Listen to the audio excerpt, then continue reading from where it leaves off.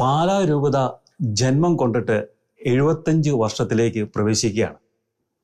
Platinum ജൂബിലിയുടെ ആഘോഷങ്ങളിലേക്ക് പ്രവേശിക്കുമ്പോൾ പാലാ രൂപതയെ നയിക്കുന്ന Mar Joseph Kallarangatt പിതാവ് ഇന്ന് നമ്മോടൊപ്പം ഉണ്ട്. പാലാ രൂപതയുടെ കഴിഞ്ഞ കാലങ്ങളും ഇനിയുള്ള കാലങ്ങളും ഇപ്പോൾ സംഭവിക്കുന്നതുമായ ആ വലിയ കാര്യങ്ങൾ തൻ്റെ ആ സാന്നിധ്യത്തിൽ കൃത്യമായിട്ട് ഇന്ന് നമ്മളോട് പങ്കുവെക്കുകയാണ്. പിതാവിനെ നമുക്ക് സ്വാഗതം ചെയ്യാം. പിതാവ്, പാലാ രൂപത സ്ഥാപിതമായ 75 വർഷത്തിലേക്ക് പ്രവേശിക്കുകയാണ്. അപ്പോൾ അങ്ങയുടെ ഇടയലേഖനം 80ാമത്തെ ഇടയലേഖനം എഴുതിയത് റോമിലെ സെന്റ് തെരേസീസ് ബസിലിക്കയിൽ ഒരു ദിവ്യബലിക്ക് ശേഷമാണ്. അതിനുശേഷം അങ്ങ് അത് എഴുതുമ്പോൾ അങ്ങേക്ക് അത് അങ്ങനെ ഒരു അവിടെ പോയിരുന്ന് ആ ദിവ്യബലിയിലെല്ലാം ശേഷം ആ ഇടയലേഖനം എഴുതാനായിട്ട് അങ്ങേക്ക് പ്രചോദനമായത് എന്താണ്? Thank you. എനിക്കതേക്കുറിച്ചൊരു ആധ്യാത്മികമായ ഒരു വീക്ഷണത്തിൽ ഊന്നിയ ഒരു ചിന്തയാണ് പറയാനുള്ളത്. ഈ രൂപതയുടെ പാലായുടെ ആദ്യത്തെ മെത്രാനായിരുന്ന നമുക്ക് ഏറ്റവും പ്രിയപ്പെട്ട സെബാസ്റ്റ്യൻ വയലിൽ തിരുമേനി മെത്രാനായിട്ട് അഭിഷേകം ചെയ്യപ്പെടുന്നത് റോമിൽ വെച്ചാണ്. ഈ സെന്റ് തെരേസാസ് ദേവാലയത്തിൽ വെച്ചാണ്. അവിലായിലെ അമ്മത്രേസ്യയുടെ പേരിലുള്ള വലിയൊരു ബസിലിക്കയാണത്. അപ്പം ഞാൻ പാലായുടെ ശുശ്രൂഷകനായിട്ട് വന്ന നാൾ മുതൽ എനിക്കൊരാഗ്രഹം ഉണ്ടായിരുന്നു, പിതാവ് മെത്രാനായിട്ട് നിയോഗിക്കപ്പെട്ട് അഭിഷേകം ചെയ്യപ്പെട്ട ആ സ്ഥലത്ത് പോയി ഒരു കുർബാന ചെല്ലണമെന്ന്. ഞാൻ 4-5 വർഷം കൂടിയാണ് ഇത്തവണ യൂറോപ്പിൽ നിന്ന് പോകുന്നത്. അപ്പോൾ ഞാൻ റൂമിലെത്തിയത് ഇതിന് വേണ്ട കാര്യങ്ങളെല്ലാം അന്വേഷിച്ചു. അവർ സന്തോഷപൂർവ്വം എന്നോട് അവിടെ വരാനും കുർബാന അർപ്പിക്കാനും എല്ലാം അനുവാദം നൽകി. അപ്പം അത് കഴിഞ്ഞ് ഈ പ്ലാറ്റിനം ജൂബിലി 74 വർഷങ്ങൾ പൂർത്തിയായി 75ലേക്ക് കടക്കുമ്പോൾ സ്വാഭാവികമായിട്ടും ഞാനൊരു ഇടയലേഖനം എഴുതണം. ഇടയലേഖനം എന്നത് വിശ്വാസ സംബന്ധമായ കാര്യത്തെക്കുറിച്ച് ജനങ്ങളെ പഠിപ്പിക്കാൻ വേണ്ടി രൂപതാധ്യക്ഷന്മാർ എഴുതുന്ന ലേഖനങ്ങളാണ് ഇടയലേഖനങ്ങൾ. സർക്കുലറുകൾ കുറച്ചുകൂടെ സാമൂഹിക വിഷയങ്ങളെക്കുറിച്ച്, സാംസ്കാരിക വിഷയങ്ങളെക്കുറിച്ച്, ആനുകാലിക പ്രതിസന്ധികളെക്കുറിച്ചൊക്കെ ജനങ്ങളെ ബോധവൽക്കരിക്കാൻ വേണ്ടിയുള്ള കാര്യമാണ്. ഇടയലേഖനത്തിലൂടെ ഈ പ്രത്യേകിച്ച് പ്ലാറ്റിനം ജൂബിലിയിലേക്ക് വരുമ്പോൾ വയലിൽ പിതാവിനെ ഓർക്കുവാനും ആ ദേവാലയത്തെ ഓർക്കുവാനും സർവോപരി പിതാവിന് മേലധ്യക്ഷ തിരുപ്പട്ടം കൊടുത്തയാൾ കർദിനാൾ ടിസറന്റ് തിരുമേനിയാണ്. അദ്ദേഹം വലിയ ലോകപ്രസിദ്ധനായ ഒരു ഹിസ്റ്റോറിയനാണ്. അദ്ദേഹത്തെ കേരളത്തിലും എല്ലാവർക്കും താല്പര്യമാണ്. അദ്ദേഹത്തിൻ്റെ പ്രസിദ്ധമായ ഒരു സ്റ്റേറ്റ്മെൻ്റ് ആണല്ലോ, I love you because I know your history. നിങ്ങളുടെ ചരിത്രം എനിക്കറിയാവുന്നതുകൊണ്ട് നിങ്ങളുടെ സഭയെ ഞാൻ സ്നേഹിക്കുന്നു എന്നുള്ളത്. ടീച്ചറിൻ്റെ തിരുമേനിയുടെ കൂട്ടത്തിൽ സഹകാർമ്മികരായിട്ട് അന്നുണ്ടായിരുന്നത് കൊല്ലം രൂപതയുടെ മെത്രാൻ ജെറോം തിരുമേനിയും കോട്ടയം രൂപതയുടെ അധ്യക്ഷൻ തറയിൽ തിരുമേനിയുമായിരുന്നു. അതും വലിയൊരു ഹിസ്റ്റോറിക്കൽ കോയിൻസിഡൻസ് ആണ്. അപ്പോൾ ആ ഒരു തുടർച്ചയിൽ ഞാൻ വയലിൽ പിതാവിൻ്റെ തുടർച്ചയിൽ പള്ളിക്കാപ്പുറം പിതാവിന് ശേഷം നിൽക്കുന്നയാളെന്നിലേക്ക് ഈ രൂപത 75 വർഷങ്ങൾ ആകുമ്പോൾ ഞാൻ കരുതി അവിടെ പോയി ഒരു കുർബാന അർപ്പിച്ച് ഇടയലേഖനം എഴുതാം. ഞാൻ ആ ലേഖനത്തിൽ ഒരു സെൽഫ് ഓഡിറ്റിംഗ് പോലെയുള്ള ഒരു രീതിയിലാണ് ഞാനതിനെ രൂപീകരിച്ചതും ക്രമവൽക്കരിച്ചതുമെല്ലാം. 3-4 ദിവസം എടുത്ത് എഴുതിയതാണ്. അതിവിടെ പള്ളികളിൽ വായിച്ചു. നമ്മളുടെ ജീവിതത്തിൻ്റെ എല്ലാ മേഖലകളെയും സ്പർശിക്കുന്ന, പ്രത്യേകിച്ച് ഈ ശുശ്രൂഷകരായിട്ട് ഇതിനകത്ത് ഏറ്റവും കൂടുതൽ പങ്കെടുത്ത ആളുകളെയെല്ലാം ഓർത്തുകൊണ്ടുള്ള ഒരു ചിന്തയായിരുന്നു അത്. അതിൻ്റെ 80ാമത്തെ ഇടയലേഖനമാണ്. അപ്പം ആ ഒരു കൺസേണാണ് വയലിൽ പിതാവിൻ്റെ ഓർമ്മ. പ്രത്യേകിച്ച് നമ്മുടെ രൂപതയിൽ സാധാരണക്കാർക്ക് ഇത് അറിയാൻ അത്ര എളുപ്പമല്ല. അതുകൊണ്ട് പിതാവ് എവിടെയാണ് മെത്രാനായി അഭിഷേകം ചെയ്തത്, ആരാണ് പട്ടം കൊടുത്തത്, സഹകാർമ്മികരാരായിരുന്നു. അപ്പോൾ അതൊക്കെ ഒരു അറിവിൻ്റെ ഒരു ഭാഗം കൂടിയാണ്. അങ്ങനെ ഈ രൂപതയിലെ ആളുകളെ വിശ്വാസത്തിൽ അടപ്പെടുത്താനും വയലിൽ പിതാവിൽ തുടങ്ങി ഈ രൂപതയുടെ പ്ലാറ്റിനം ജൂബിലിയിലേക്കുള്ള ചിന്തകൾ കൊടുക്കാനും വേണ്ടിയാണ് ഞാൻ അങ്ങനെ അത് രൂപീകരിച്ചത്. രൂപത പ്ലാറ്റിനം ജൂബിലിയിലേക്ക് പ്രവേശിക്കുമ്പോൾ അങ്ങയുടെ ഇടയലേഖനത്തിൽ ഈ രൂപതയിൽ നിന്നും പൗരോഹിത്യ ശുശ്രൂഷയിലേക്കും സന്യാസത്തിലേക്കും അതോടൊപ്പം തന്നെ ആത്മസമർപ്പണം ചെയ്ത ആത്മായ സഹോദരങ്ങളെയൊക്കെയാണ് പാലാ രൂപതയുടെ സമ്പത്തെന്ന് അങ്ങ് പറഞ്ഞിട്ടുണ്ടായിരുന്നു. അതൊന്ന് വിശദീകരിക്കാം. പാലാ രൂപത മധ്യ തിരുവിതാംകൂറിലെ ഒരു പ്രധാനപ്പെട്ട ഇടമാണ്. വളക്കൂറുള്ള മണ്ണാണ്. നമുക്ക് അറിയാവുന്നതുപോലെ 3.25 ലക്ഷത്തോളം വിശ്വാസികളുടെ ദിവ്യജനമുണ്ട്. 71,000 കുടുംബങ്ങളുണ്ട്. അതൊരു സെൻട്രൽ പാർട്ടാണ്. ഈ രൂപതയിൽ ഈ നാളുകളിൽ വന്ന നിരവധിയായ പ്രവർത്തനങ്ങൾക്കൊക്കെ എൻ്റെ ഉത്തമമായ ബോധ്യം തീർച്ചയായിട്ടും പിതാക്കന്മാരുടെ ഗൈഡൻസും അച്ഛന്മാരുടെ വലിയ ആത്മീയ മുന്നേറ്റവും ഒക്കെ ഉള്ളപ്പോഴും ഈ രൂപതയിലെ അൽമായര് വളരെയേറെ ഈ രൂപതയുടെ വളർച്ചയ്ക്ക് വേണ്ടി പിന്നെ സഹായിച്ചിട്ടുണ്ട്.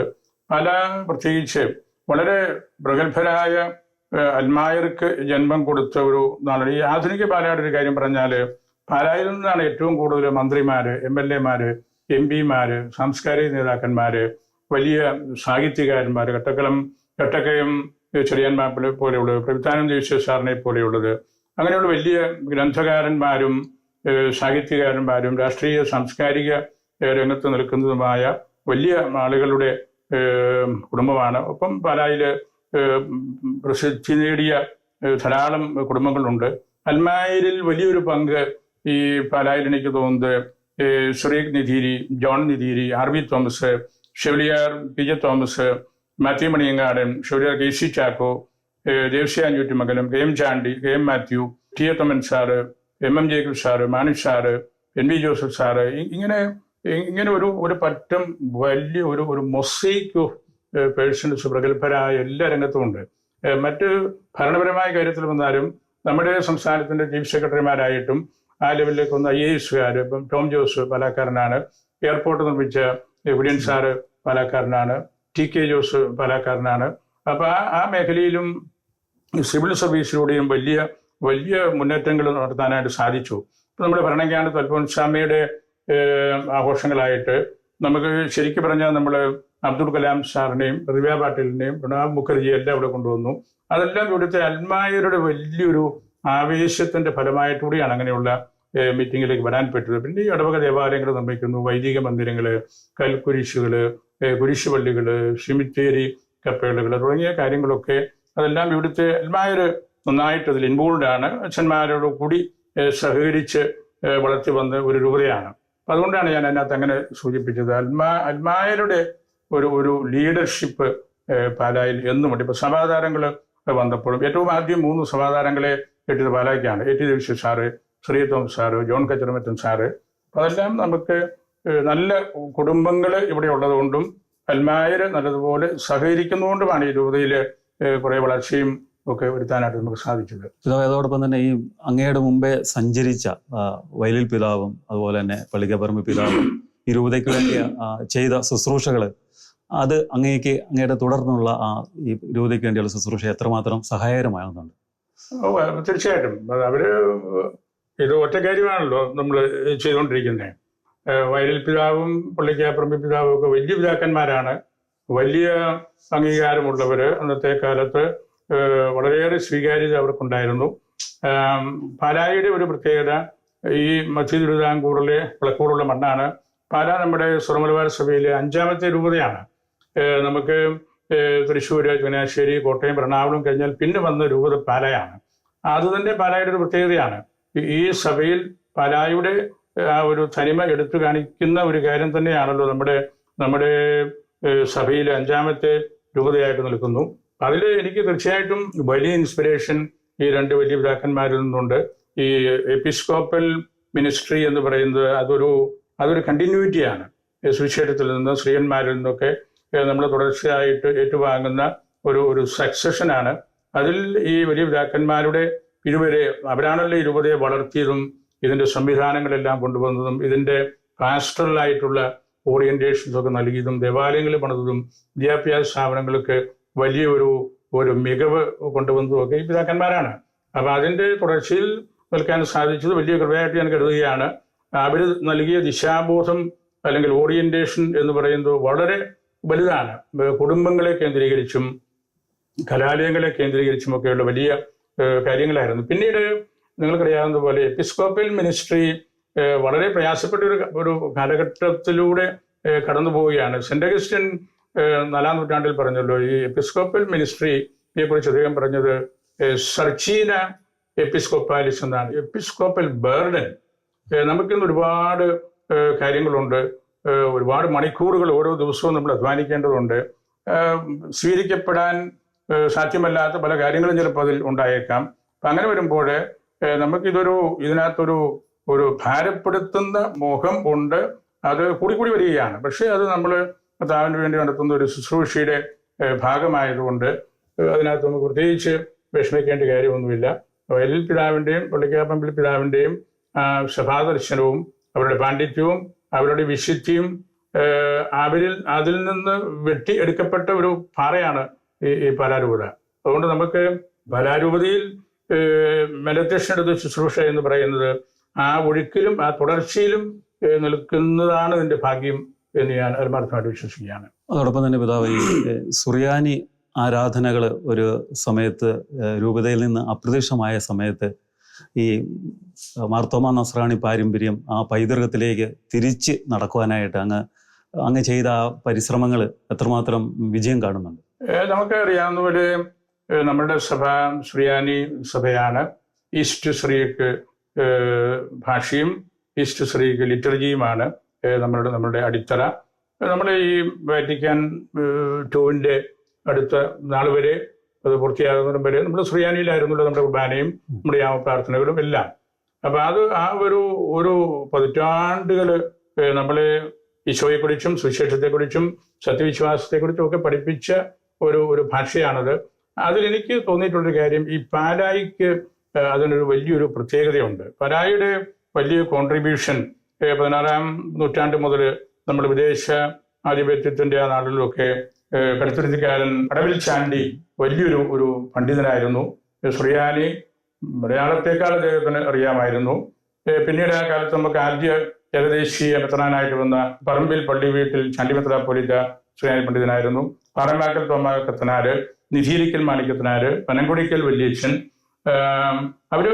ഒരു വലിയ പണ്ഡിതന്മാരാണ്. പിന്നീട് നമുക്ക് പാലാരൂപതയ്ക്കുള്ളിൽ നിന്ന് കുടകച്ചറ അന്തോണി പ്ലാസ്നാക്കാരനാണ്, അന്ത്രയോസ് കളപ്പര, തോമസ് അരയത്തനാല്. ഞാൻ ഈ 5-8 പേരുടെ പേര് പറഞ്ഞത് അവരാണ് ഈ ഭാഷയുടെ നിഘണ്ടു, ഡിക്ഷണറി, വ്യാകരണം, ടെക്സ്റ്റ് ബുക്ക്, മ്യൂസിക്, സുറിയാനി തമാശകൾ എല്ലാം എഴുതിയത് ഇവരാണ്.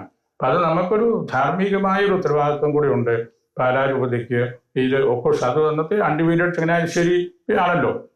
അപ്പം നമുക്ക് കൂടുതൽ ഉത്തരവാദിത്വമുണ്ട് ഇത്തരം വലിയ ചരിത്ര പുരുഷന്മാരെ കണ്ടെത്താനും അവരുടെ ഗ്രന്ഥങ്ങൾ പഠിക്കാനും അവരെ പ്രൊമോട്ട് ചെയ്യാനും നമുക്ക് ഉത്തരവാദിത്വമുണ്ട്. തന്നെയുമല്ല, എൻ്റെ ഒരു ചിന്ത, സുറിയാനി നന്നായിട്ട് അറിയാവുന്ന ഒരു പറ്റും വൈദികരും അൽമായരും സിസ്റ്റേഴ്സും സ്കോളേഴ്സായിട്ട് നമുക്ക് സഭയ്ക്ക് വേണം. എങ്കിലേ സഭ വളരുകയുള്ളൂ, നമ്മളുടെ ഈ കാര്യങ്ങൾ മനസ്സിലാക്കാൻ പറ്റുകയുള്ളൂ.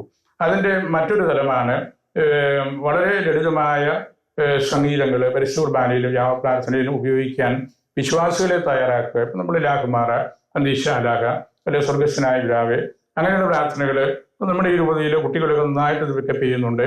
സുറിയാനി നമുക്കൊരു ദേറാവുണ്ട്, അവിടെ സുറിയാനി പഠിപ്പിക്കുന്നുണ്ട്. പല ഇടവുകളിലും അച്ഛന്മാർ ചെറിയ രൂപതയിൽ കുട്ടികളെയും മുതിർന്നവരെയും പഠിപ്പിക്കുന്നുണ്ട്. ഇപ്പം എല്ലാവരും ഇനി സുറിയാനിയിൽ മാത്രമേ കുർബാനയില്ലാള്ളൂ.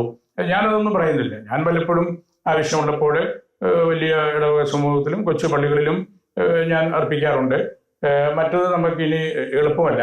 പക്ഷെ നമ്മൾ മനസ്സിലാക്കേണ്ട ഒരു കാര്യം, നമ്മളുടെ ഈ സഭയെ പിടിച്ചു നിർത്തിക്കൊണ്ടിരുന്നത് 3 ഭാഷകളായിരുന്നു: ലത്തീൻ, ഗ്രീക്ക്, സുറിയാനി. അത് കൂട്ടായ്മയുടെ ഭാഷകളായിരുന്നു.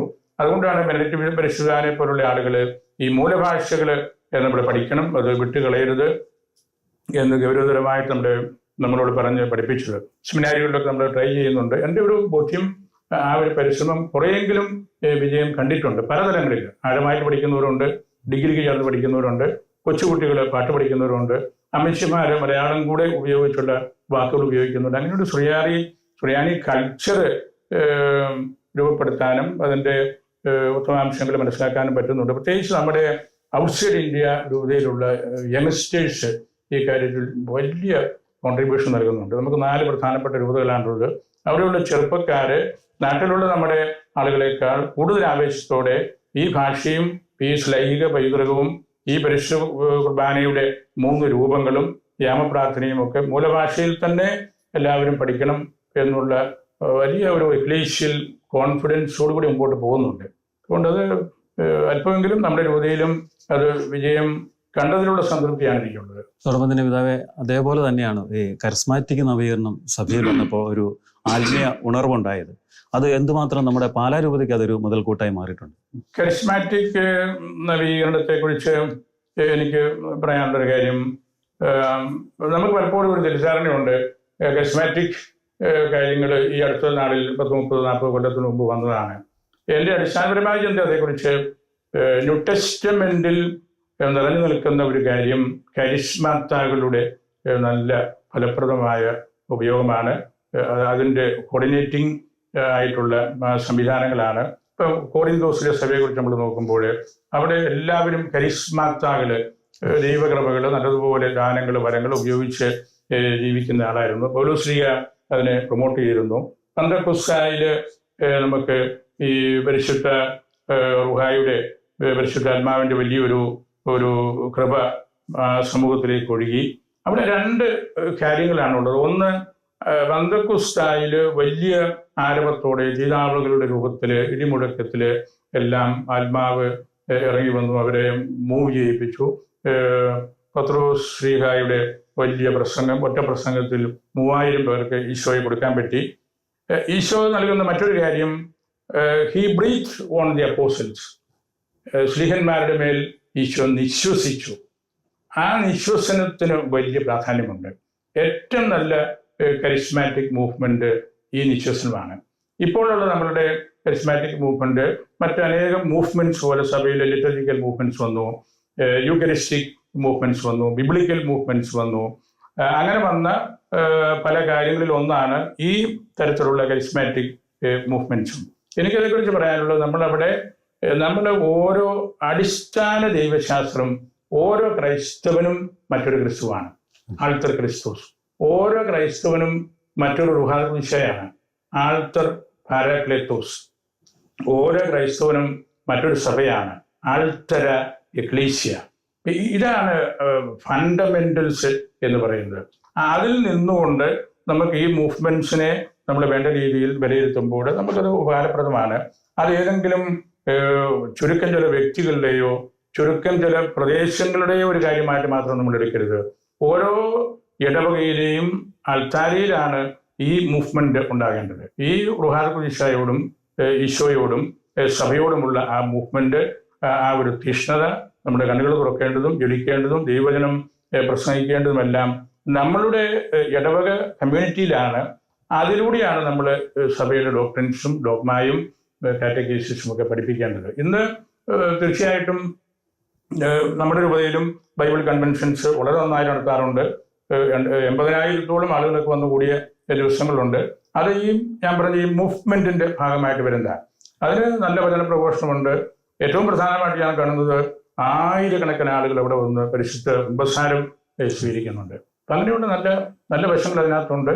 അത് സഭയുടെ ഔദ്യോഗികമായിട്ടുള്ള നിലപാടിൽ നിന്നും പ്രബോധനത്തിൽ നിന്നും മാറിപ്പോകാതെ നമ്മൾ വേദപുസ്തകത്തിൽ തന്നെ നമ്മൾ കാണുന്ന ഒരു യാഥാർത്ഥ്യമാണെന്നും അത് സഭയുടെ ഡോക്ട്രിൻസ് പഠിപ്പിക്കാനുള്ള ഒരു പ്രത്യേകമായിട്ടുള്ള വഴിയായിട്ട് നമ്മൾ അതിനെ കണ്ടെത്തണമെന്നാണ് എനിക്ക് പറയാനുള്ളത്. സർവ്വദിന പിതാവെ, 30-ലേറെ മേലധ്യക്ഷന്മാർക്ക് ജന്മം കൊടുത്ത ഈ പാലാരൂപത പ്ലാറ്റിനം ജൂബിലിയിലേക്ക് പ്രവേശിക്കുമ്പോൾ ഈ വിശ്വാസത്തിൻ്റെ വലിയ വെല്ലുവിളികൾ നേരിടുന്ന കാലഘട്ടത്തിൽ നമ്മുടെ വിശ്വാസ പരിശീലനവും സെമിനാരി പരിശീലനവും ഒന്ന് അപ്ഡേഷൻ ചെയ്യേണ്ട സമയം അതിക്രമിച്ചു എന്ന് തോന്നുന്നു. ശരിയാണ്. ആ ചോദ്യം വളരെ പ്രധാനപ്പെട്ടതാണ്.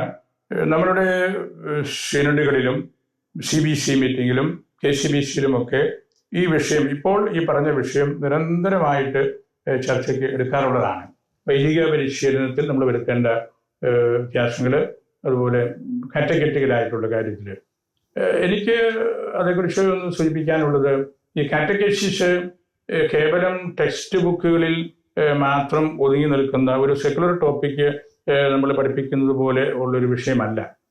എൻ്റെ ഒരു നിലപാട്, a crisis in catechesis automatically leads to a crisis in the ecclesial governance. അത് നമുക്ക് ഏത് രൂപതയിലും ഉണ്ടാകുന്ന പ്രശ്നം അതാണ്. കാറ്റഗറ്റിക്കലായിട്ടുള്ള വിശ്വാസ പരിശീലന മേഖലയിലുള്ള കാര്യങ്ങൾ നമ്മൾ നല്ലപോലെ നടത്തിയില്ലെങ്കിൽ ഓട്ടോമാറ്റിക്കലി നമുക്കൊരു ക്രൈസിസ് ഉണ്ട്. അത് സഭാ ഭരണത്തിലും കുടുംബ കൂട്ടായ്മയുടെ കാര്യങ്ങളിലും എല്ലാം. അതുകൊണ്ട് നമ്മൾ വിശ്വാസ പരിശീലനം വളരെ ക്രമബദ്ധമായ രീതിയിൽ നമ്മൾ നടത്തേണ്ടതുണ്ട്. അത് കേവലം ടെക്സ്റ്റ് ബുക്കുകളിൽ മാത്രം ഒതുങ്ങരുത്. നമ്മൾ ഇതിനു മുമ്പ് സംസാരിച്ച ഈ ആത്മാവിൻ്റെ പ്രവർത്തനം, ഷുർല ജെറൂസലേം പറയുന്നൊരു കാര്യമുണ്ട്. What the Holy Spirit touches the Holy Spirit changes. നമ്മളെ ആത്മാവ് റൂഹ തൊടണം, അപ്പോഴാണ് നമുക്ക് വ്യത്യാസം വരുന്നത്, അല്ലെങ്കിൽ നമ്മുടെ കാര്യങ്ങളിൽ കൂടുതൽ നമുക്ക് തന്നെ ആഴപ്പെടാനായിട്ട് സാധിക്കുന്നത്. അതുകൊണ്ട് ഈ കാറ്റക്കേസിസ് അടിസ്ഥാനപരമായിട്ട് പൗരസ്ത്യ സഭകളിൽ മിസ്റ്റഗോജിക്കൽ കാറ്റക്കേസിസ് ആണ്. മിസ്റ്റഗോജിയ എന്ന് പറഞ്ഞാൽ മിസ്റ്ററി, രഹസ്യം എന്നാണ്. ആ രഹസ്യം എന്താണ്? ആ രഹസ്യമാണ് ഈശോ. അപ്പൊ ഈശോയിലേക്ക് വീണ്ടും വീണ്ടും നമ്മുടെ കുട്ടികളെ, നമ്മുടെ മുതിർന്നവരെ കൊണ്ടുവരാനുള്ള ആ ഒരു വലിയ പരിശ്രമമാണ്. ഓരോ ക്ലാസ്സിലും നമ്മൾ കേൾപ്പിക്കേണ്ട സ്വരം ഈശോയുടെ സ്വരമാണ്. അങ്ങനെ മിസ്റ്റഗോജിക്കൽ കാറ്റക്കേസിസിന്റെ ആ ഒരു മുഖ്യമായ വഴികളിലേക്ക് നമ്മൾ കുറച്ചുകൂടെ ഇറങ്ങേണ്ടതുണ്ട്. ഇപ്പം നമ്മളൊരു സെക്കുലർ ലൈനിൽ കുറേ അതങ്ങ് പോയി കഴിഞ്ഞു. കുട്ടികൾക്ക് താല്പര്യം കുറയുന്നുണ്ട്, അധ്യാപകർക്ക് ശരിക്കും പറഞ്ഞു കൊടുക്കാനുള്ള പ്രയാസങ്ങളുണ്ട്. ഇപ്പോൾ നമ്മുടെ സിനഡിലും അതിന് വേണ്ട സപ്ലിമെന്ററി ടെക്സ്റ്റുകളൊക്കെ കൊടുത്തുകൊണ്ടിരിക്കുകയാണ്. വൈദിക പരിശീലനത്തെക്കുറിച്ച് എനിക്ക് പറയാനുള്ളത്, നമ്മളിപ്പോൾ വലിയ സെമിനാരി സിസ്റ്റമാണ്. ഞാനിവിടെ വളരെ പഠിപ്പിച്ചുകൊണ്ടിരുന്ന ആളാണ്. ഞാനിപ്പോഴും എൻ്റെ കമ്മീഷന്റെ മെമ്പേഴ്സിൽ ഒരാളാണ്. നമ്മളുടെ സഭയുടെ വൈദിക പരിശീലനം മൽപ്പാനേറ്റ് സിസ്റ്റമായിരുന്നു. മൽപ്പാൻ ഹൗസ് എന്ന് പറയുന്നതായിരുന്നു സെമിനാരികള്. അതായത് വലിയൊരു കത്തനാരുടെ കൂട്ടത്തില്, ഒരു മൽപ്പാന്റെ കൂട്ടത്തില്, വലിയ ഇടവകകളില് വൈദിക വിദ്യാർത്ഥികളെ കൊണ്ട് താമസിപ്പിക്കായിരുന്നു. നമുക്ക് നമ്മുടെ കുറവലങ്ങാട്, പൂഞ്ഞാറ്, ഭരണങ്ങാനം, വലിയത്ര, പ്ലാശനാല്, ഇവിടെ എല്ലാം ഈ മൽപ്പാനേറ്റുകൾ ഉണ്ടായിരുന്നു, ചെറിയ സെമിനാരികള്. അവിടുത്തെ വികാരിമാര് വലിയ പണ്ഡിതന്മാരെന്ന് പറഞ്ഞാൽ അവർക്ക് വേദപുസ്തകവും ലിറ്ററേച്ചറും സുറിയാനി ഭാഷയും നല്ലപോലെ അറിയാം. അപ്പൊ അവരുടെ കൂട്ടത്തിൽ 8, 10, 12 വർഷങ്ങള് ഈ കുട്ടികളെ പോയി നിർത്തി അവരെ കണ്ടും അവരെ കേട്ടും അവരുടെ കൂട്ടത്തിൽ ബലിയർപ്പിച്ചുമൊക്കെ ഈ ശിമാശന്മാര് പക്വതയിലേക്ക് വരുന്നു എന്ന് രൂപതാധ്യക്ഷനോട് പറയുമ്പോഴാണ് തിരുപ്പട്ടം കൊടുത്തുകൊണ്ടിരുന്നത്. പിന്നീട് യൂറോപ്യൻ രീതിയിലുള്ള സെമിനാരി സിസ്റ്റം വന്നപ്പോൾ വലിയ നമ്പറുണ്ട്. ഓടവാതിലും ആലുവായിലും കുന്നോത്തും എല്ലാം നമ്മുടെ സെമിനാരികളിലൊക്കെ 200-300 കുട്ടികളുണ്ട്. അവിടെ അത്രയും വലിയൊരു സമൂഹത്തിന് നമ്മൾ ഉദ്ദേശിക്കുന്ന രീതിയിൽ ഈ പറഞ്ഞ ഈ മിസ്റ്റഗോജിക്കൽ കാറ്റക്കേസിസും ഈ ഭാഷ പഠിപ്പിക്കലും പ്രത്യേകിച്ച് ദൈവാരാധന ക്രമത്തോടുള്ള പൂർണ്ണമായ ഒരു പ്രതിബദ്ധത, അതൊക്കെ ചിലപ്പോഴൊക്കെ കൈമാറ്റം ചെയ്യാനായിട്ട് നമുക്ക് സാധിക്കാണ്ട് പോകുന്നുണ്ട്. നമ്മൾ അതിനുവേണ്ടി ഒത്തിരി ചർച്ചകൾ നടക്കുന്നുണ്ട്. നമ്മുടെ സെമിനാരിയിൽ പണ്ടച്ഛന്മാർ മാത്രമേ പഠിപ്പിക്കുള്ളവരായിരുന്നു. ഇപ്പോൾ അൽമായരുണ്ട്, സമർപ്പിത സഹോദരിമാരുണ്ട്, കുടുംബജീവിതം നയിക്കുന്ന ചേച്ചിമാർ വന്ന് ഭാഷയും അതുപോലുള്ള മറ്റു കാര്യങ്ങൾ പഠിപ്പിക്കുന്നുണ്ട്. അൽമായരുടെ പങ്കാളിത്തം കൂടെ വൈദിക പരിശീലനത്തിൽ വളരെയേറെ കൊടുക്കുന്നുണ്ട്. എങ്കിലും ഹ്യൂമൻ ഫോർമേഷനും ഒക്കെ ആയിട്ട് ബന്ധപ്പെട്ടിട്ടുള്ള പരിമിതികളുണ്ട്. തീർച്ചയായിട്ടും ഈ 2 മേഖലകളിലും, വൈദിക പരിശീലനത്തിലും ഈ വിശ്വാസ പരിശീലനത്തിലും കാലോചിതമായ മാറ്റങ്ങൾ വരേണ്ടതാണെന്ന് തന്നെയാണ് എൻ്റെയും അഭിപ്രായം. പിതാവ്, ഈ മാർസ്ലീവ മെഡിസിറ്റി അങ്ങ് ജന്മം കൊടുത്തു. അത് ജന്മം കൊടുക്കാനുള്ള ഒരു കാരണം എന്താണ്? കാരണം ആതുരാലയങ്ങളൊക്കെ ഒത്തിരിയേറെ കോട്ടയം ജില്ലയിലൊക്കെ ഉണ്ട് എന്നുള്ളത് പലരും പറയുന്ന അല്ലെങ്കിൽ ഒരു സത്യമാണ്. അതോടൊപ്പം തന്നെ ആ മെഡിസിറ്റിക്ക് ജന്മം കൊടുക്കാനായിട്ട് അങ്ങ് നേരിട്ട വെല്ലുവിളികൾ എന്തൊക്കെയായിരുന്നു? വെല്ലുവിളികൾ നേരിടാൻ നമുക്കൊന്നും ചെയ്യാൻ പറ്റുമെന്ന് ഞാൻ കരുതുന്നില്ല. ഒരുപാട് എതിർപ്പുകളും ഒക്കെ ഉണ്ടായിരുന്നു. ഞാനത് കാണാറുണ്ടായിരുന്നു, കേൾക്കാറുണ്ടായിരുന്നു. സാധിക്കുന്നിടത്തോളം ഞാനത് ഇൻ്റഗ്രേറ്റ് ചെയ്തിട്ടുണ്ട്. എനിക്ക് അതേക്കുറിച്ച് തോന്നിയിട്ടുള്ളൊരു കാര്യം, പാലാരൂപത ഈ മെഡിക്കൽ കെയറിലേക്ക് ഇറങ്ങുന്നത് ആദ്യമായിട്ടൊന്നുമല്ല. വൈദ്യപിതാവിൻ്റെ കാലം മുതൽ നമുക്ക് പിതാവ് തീർച്ചയായിട്ടും വിദ്യാഭ്യാസത്തിന് ഊന്നൽ കൊടുത്തു. ആ കൂട്ടത്തിൽ ഇത് ഇപ്പോൾ ഉദാഹരണമാണ് നമുക്ക് മുട്ടിയറ ഹോളി ഹോസ്പിറ്റൽ രൂപതയുടെ ഹോസ്പിറ്റലാണ്, വർഷങ്ങളായിട്ട് ഉള്ളൊരു ഹോസ്പിറ്റലാണ്. അതോടൊപ്പം തന്നെ ഈ രൂപതയിലുള്ള സമർപ്പിത സഹോദരിമാര്, ആശുപത്രികള്, നമ്മുടെ Marian medical centre, Pravithanam hospital, Moolamattam hospital, അതാണ് വയലിൽ ഹോസ്പിറ്റൽ എന്നുള്ള പേരിൽ അറിയപ്പെടുന്നത്. നമുക്ക് ചക്കാമ്പേട് ഹോസ്പിറ്റലുണ്ട്. ഈ രീതിയിലൊക്കെ പാലാ രൂപതയ്ക്കുള്ളിൽ സമർപ്പിത സഹോദരിമാർ നടത്തുന്ന വലിയ ഹോസ്പിറ്റൽസ് ഉണ്ട്. അതെല്ലാം നിലനിൽക്കുമ്പോഴും നമുക്ക് സമൂഹത്തിൽ നമ്മുടെ ആളുകളുടെ ആരോഗ്യത്തെക്കുറിച്ചുള്ള ഒരു ചിന്തയാണ് എന്നെ അതിനെ പ്രേരിപ്പിച്ചത്. എനിക്ക് അതേക്കുറിച്ചുള്ള ചിന്ത ഞാൻ പെട്ടെന്ന് പറയാം. ഇതൊരു പാക്കേജാണ്. ഞാനൊരു ശുശ്രൂഷ ഏറ്റെടുത്ത 3-4 കൊല്ലം കഴിഞ്ഞപ്പോൾ തുടങ്ങി എൻ്റെ മനസ്സിലുണ്ടായിരുന്ന ഒരു പാക്കേജാണ് ഇപ്പോൾ കാണുന്ന ഈ ആശുപത്രി. അതിൻ്റെ ഒന്നാമത്തെ കാര്യമാണ് നഴ്സിംഗ് കോളേജ്. നമ്മൾ ചെറുപ്പങ്ങളിൽ തന്നെ ആദ്യം ചെയ്ത കാര്യം നഴ്സിംഗ് കോളേജാണ്. 10-20 കോടി രൂപ മുടക്കി ബിൽഡപ്പ് ചെയ്തതാണ്. ഒന്നാന്തരമായിട്ട് ആ കോളേജ് പോകുന്നു. എല്ലാ ബാച്ചുകളിലും നിറയെ കുട്ടികളുണ്ട്. അതിൻ്റെ രണ്ടാമത്തെ ഫേസാണ് ആശുപത്രി. ആശുപത്രി നമ്മൾ അതിൻ്റെ നിർമ്മാണത്തിൽ നമുക്ക് പലതരത്തിലുള്ള സാമ്പത്തിക ബുദ്ധിമുട്ടുകൾ ഉൾപ്പെടെയുള്ള പല പ്രയാസങ്ങളും വന്നു. എങ്കിലും നമ്മളത് പ്രാർത്ഥിച്ച് ഒരുങ്ങി തമ്പുരാനാണല്ലോ ഇതെല്ലാം നമ്മളെ കൊണ്ട് ചെയ്യിക്കുന്നത്. അങ്ങനെ നമുക്ക് അതിൻ്റെ ഏതാണ്ട് ഒരു ആശുപത്രിയുടെ ഒരു മെഡിസിറ്റിയിലേക്ക് നമുക്ക് എത്താൻ സാധിച്ചു. അത് 3 കാര്യങ്ങളാണ് അവിടെ: അലോപ്പതി, ആയുർവേദം, ഹോമിയോ. അതുകൊണ്ട് തന്നെയാണ് മെഡിസിറ്റി എന്നുള്ള പേരും അതിന് കൊടുത്തത്. അതിൻ്റെ അടുത്ത സ്റ്റേജാണ് ഈ ആശുപത്രിയുടെ ഉപ സംവിധാനങ്ങൾ പല സ്ഥലങ്ങളിൽ. ഇപ്പം നമുക്ക് ചെറുപ്പങ്കൽ കവലയിലുണ്ട്, പാലാ ടൗണിലുണ്ട്, മേലുകാവ് മറ്റത്തുണ്ട്, അരുവിത്രയുണ്ട്. അങ്ങനെയുള്ള എല്ലാം മെഡിസിറ്റി തീരെ ചെറുതല്ല. നമുക്ക് അവിടെ രക്തം പരിശോധിക്കാൻ, മറ്റു അടിസ്ഥാനപരമായിട്ടുള്ള ഫസ്റ്റ് എയ്ഡ് പോലെയുള്ള കാര്യങ്ങളെല്ലാം ചെയ്യാൻ, ഓർഡിനറി ആയിട്ടുള്ള പരിശോധനകളൊക്കെ നടത്താനുള്ള സംവിധാനങ്ങൾ, അങ്ങനെയുള്ള നെറ്റ്വർക്കാണ്. അതിൻ്റെ അടുത്ത ഫേസാണ് മെഡിക്കൽ എഡ്യൂക്കേഷൻ. നമ്മളിപ്പോൾ തന്നെ നമ്മുടെ മെഡിസിറ്റിയിൽ മെഡിക്കൽ എഡ്യൂക്കേഷൻ MBBS കഴിഞ്ഞിട്ടുള്ള MS ലെവലിൽ നിൽക്കുന്ന കോഴ്സുകൾ നമ്മൾ കൊടുക്കുന്നുണ്ട്. നമുക്ക് നമ്മുടെ മെഡിസിറ്റിക്ക് NABH അക്രഡിറ്റേഷൻ കിട്ടി. വളരെ ഹൈ റേറ്റിലുള്ള ഇതാണ് കിട്ടിയത്. അപ്പോൾ തന്നെ നമുക്ക് മെഡിക്കൽ എഡ്യൂക്കേഷൻ്റെ വ്യത്യസ്ത തലങ്ങളിലുള്ള ക്ലാസ്സുകൾ ഇപ്പോൾ തന്നെ കൊടുത്തുകൊണ്ടിരിക്കുന്നത്. അത് ഒരു പൂർത്തീകരണത്തിൽ വരുമ്പോഴാണ് നമ്മളതിൻ്റെ ഗ്രാജുവേറ്റ് ലെവൽ എന്ന് പറയുന്നത് MBBS. അതാണ് പ്രോപ്പർ മെഡിക്കൽ കോളേജ്. ഒരുപക്ഷെ ഇത് അടുത്ത തലമുറയ്ക്കേ പറ്റുള്ളൂ. അങ്ങനെയാണത് വരേണ്ടതും. ഇതൊരു എവല്യൂഷണറി പ്രോസസ്സിൽ വരേണ്ടതാണ്. അപ്പം അങ്ങനെ 6-7 കാര്യങ്ങൾ ഉൾക്കൊള്ളുന്ന ഒരു സംവിധാനമാണ്. അതിനുശേഷമുള്ള അതിൻ്റെ 2 വിങ്ങുകളാണ് ഈ പാലിയേറ്റീവ് കെയർ. അതിൽ വൈദികർക്ക് വേണ്ടിയുള്ള പാലിയേറ്റീവ് കെയർ നമ്മുടെ ഇവിടെ കാസാദൽ ക്ലേരോ മാർസ്ലിവ പ്രീസോ എന്ന് പറഞ്ഞ് നമ്മുടെ ഇരിക്കുന്നതിന് തൊട്ടപ്പുറത്ത് 16 അച്ഛന്മാർക്ക് അവിടെ താമസിക്കാൻ ഉണ്ട്. അതുപോലെ തന്നെ സാധാരണക്കാർക്ക് വേണ്ടിയും പൂർണ്ണമായിട്ടും ഈ മെഡിസിറ്റി അതിൻ്റെ ചെലവെല്ലാം എടുത്തുകൊണ്ട് പാലിയേറ്റീവ് കെയർ നമ്മൾ ക്രിയേറ്റ് ചെയ്യുന്നുണ്ട്. അപ്പം അങ്ങനെയുള്ള 8-9 പ്രോജക്ട്സിൻ്റെ ഒരു കോമ്പിനേഷനാണ് ഇത്. ഇവിടെ നമ്മുടെ ഉദ്ദേശം ഒരു ഹെൽത്തിയർ സൊസൈറ്റി. നമ്മുടെ ആളുകൾക്ക് നല്ല ചികിത്സ ഇവിടെ കിട്ടണം. പരമാവധി ചിലവ് കുറച്ച് കൊടുക്കുക, നല്ല ക്വാളിറ്റി ചികിത്സ കൊടുക്കുക. ഇപ്പം നമുക്കിവിടെ 200-ലധികം ഡോക്ടേഴ്സ് ഉണ്ട്.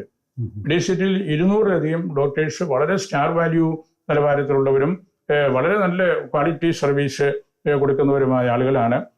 നമ്മളതിന് എതിർപ്പുകളൊക്കെ ആദ്യകാലത്തൊക്കെ ഉണ്ട്, ഇപ്പോഴും ഉണ്ടായിരിക്കാം. ഞാൻ അങ്ങനെ ആരെങ്കിലും പറയുന്ന എതിർപ്പുകൾ കേട്ട് പരിച്ചു മാറുന്ന ആളല്ല. തമ്പുരാൻ്റെ കൂട്ടത്തിൽ നിന്ന് പൊതുജന സപ്പോർട്ടോടുകൂടി നമ്മുടെ ഈ രൂപതയിൽ എനിക്ക് നല്ല സപ്പോർട്ട് വൈദികരുടെയും അൽമായരുടെയും എല്ലാം കിട്ടുന്നുണ്ട്. അതുകൊണ്ടാണ് നമുക്കിത് ചെയ്യാൻ പറ്റുന്നത്. വ്യക്തിപരമായിട്ട് ഇപ്പം എൻ്റെ ഒരു റോൾ അല്ലല്ലോ അതിനകത്ത് ഉള്ളത്. ഞാനത് അങ്ങനെ ഒരിക്കലും കരുതിയിട്ടില്ല. അതിനകത്ത് ഒക്കെ ഇതെല്ലാം രൂപത ഒന്നായിട്ട് ചെയ്തുകൊണ്ടിരിക്കുന്ന ഒരു കാര്യമാണ്. നമ്മളിവിടെ ഇത് ചെയ്ത് ഇപ്പോൾ ഇവിടെ 2000-ലധികം ജോലിക്കാരുണ്ട്. നമ്മൾ ഓർത്ത് നോക്കിയാൽ 2000-ലധികം ആളുകൾക്ക് ജോലി കൊടുക്കാൻ പറ്റിയ ഒരു സ്ഥാപനം എന്ന് പറയുന്നത് തന്നെ ഇന്നത്തെ കാലത്ത് വലിയൊരു പ്രസ്ഥാനമല്ലേ. അപ്പൊ നമുക്ക് അതൊക്കെയാണ് ഇതിന്റെ പ്രത്യേകത. പിന്നെ ഈ പ്രദേശത്തെല്ലാം ആളുകൾ സ്ഥലം വാങ്ങിക്കുകയും അവരുടെ ഷോപ്പിംഗ് സെന്ററുകളൊക്കെ ആയിട്ട് മാറ്റുകയൊക്കെ ചെയ്യുന്നുണ്ട്. അങ്ങനെ പാലായുടെ ഒരു ഡെവലപ്മെന്റിന്റെ ഭാഗമായിട്ട് 8-10 കാര്യങ്ങൾ ഒന്നിച്ച് ഉള്ള ഒരു പാക്കേജാണ് ഈ മെഡിസിറ്റി എന്ന പേരിലുള്ളത്. ആത്യന്തികമായിട്ടിത് എല്ലാ മനുഷ്യർക്കും നല്ല ചികിത്സ കിട്ടാനും, ഇപ്പോൾ കോവിഡ് കാലത്ത് ഈ ആശുപത്രി ഞാൻ പറഞ്ഞിരുന്നു, ഒരു കോവിഡ് പേഷ്യന്റിനെ പോലും ഇവിടെ നോ പറയരുത്. എത്ര ആളുകൾ വന്നപ്പോഴും അവരെല്ലാം നമ്മൾ സ്വീകരിച്ചു. ഇവിടെ നിന്ന് ചികിത്സ നേടുകയും പിന്നെ കോവിഡിൻ്റെ കാലത്ത് നമ്മുടെ എല്ലാ സ്ഥാപനങ്ങളും വിട്ടുകൊടുത്തു. അവസാനം വരെ ഞാൻ നമ്മുടെ pastoral centre, Alphonsian pastoral centre preserve ചെയ്തിരുന്നു. പിന്നീട് മുഖ്യമന്ത്രി ആവശ്യപ്പെട്ടപ്പോൾ ഞാൻ അതും വിട്ടുകൊടുത്തു. അവരെന്നോട് പറഞ്ഞു, പാലായ്ക്ക് മാത്രമേ 200 സെൽഫ് കണ്ടെയ്ൻഡ് റൂംസ് ഉള്ള ഒരു കെട്ടിടമുള്ളൂ, അപ്പോൾ അതൊന്ന് വിട്ടുതരാം. ഞാൻ പറഞ്ഞു, ഒരു കുഴപ്പമില്ല, വിട്ടുതരാം. അവിടെ നമ്മൾ 2400 കോവിഡ് പേഷ്യൻസിനെ താമസിപ്പിച്ചു 2.5 കൊല്ലം നമ്മുടെ പാലാ അൽഫോൻഷ്യൻ ഇൻസ്റ്റിറ്റ്യൂട്ടിൽ.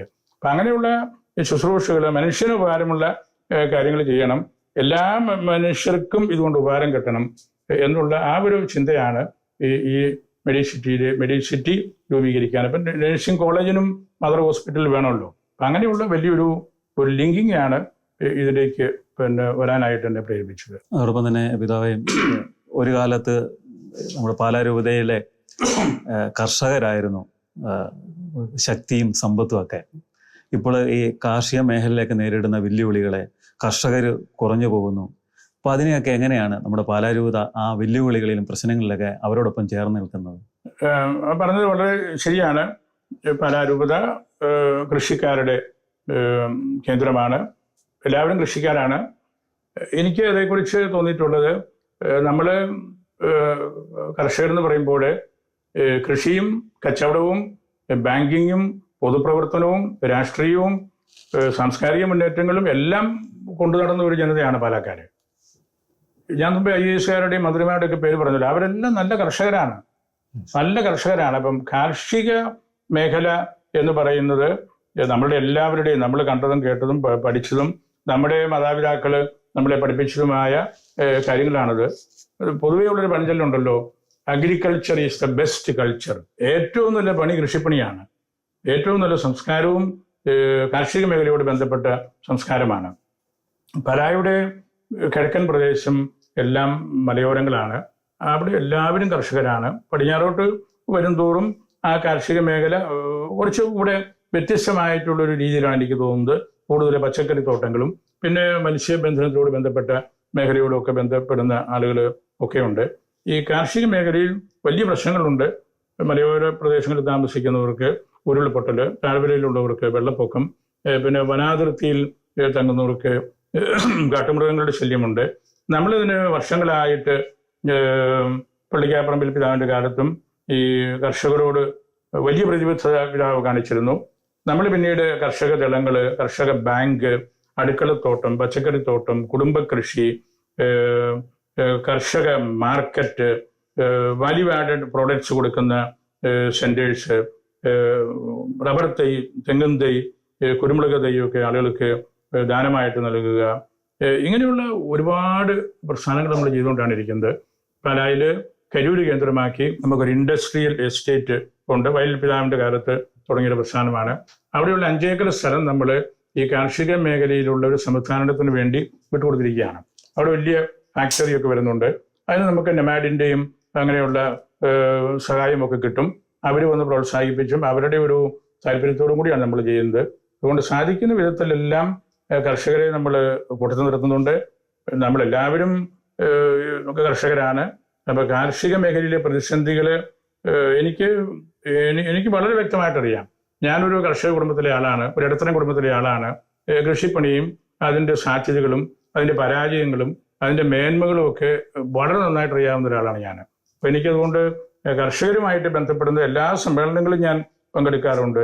കാർഷിക മേഖലയോട് ബന്ധപ്പെട്ട മറ്റ് പ്രതിസന്ധികൾ, മദ്യപാനം, മയക്കുമരുന്ന് തുടങ്ങിയ കാര്യങ്ങളൊക്കെ വരുമ്പോഴും അതിൽ നിന്ന് അവരെ മോചിപ്പിക്കാൻ വേണ്ടിയുള്ള പാസ്റ്ററലായിട്ടുള്ള കാര്യങ്ങളിലേക്ക് നമ്മൾ ഇറങ്ങാറുണ്ട്. പക്ഷേ പോരായ്മകളുണ്ട്, കർഷകർക്ക് പ്രശ്നമുണ്ട്. വില വാങ്ങിക്കുന്ന സാധനങ്ങൾക്കെല്ലാം വില കയറ്റവും കർഷകർക്ക് കൊടുക്കാനുള്ളവർക്ക് വില തകർച്ചയുമാണ്. റബ്ബറിൻ്റെ വില പോയി, തേങ്ങ എല്ലാം നഷ്ടപ്പെട്ടു, കുരുമുളകിനും കാര്യമായ വിലയില്ല. അതിനൊക്കെ സാധിക്കുന്ന വിധത്തിൽ എനിക്ക് തോന്നുന്നത് പാല എന്നും കർഷകരോടൊത്താണ്. എന്നും കർഷകരെ തള്ളിക്കളഞ്ഞുകൊണ്ടുള്ള ഒരു കാര്യത്തിലേക്ക് നമ്മൾ നീങ്ങിയിട്ടില്ല. പിതാവെ, അങ്ങനെ ഒരു വിഭാവനം ചെയ്തൊരു പദ്ധതിയാണ് പാല ഹോം മിഷൻ.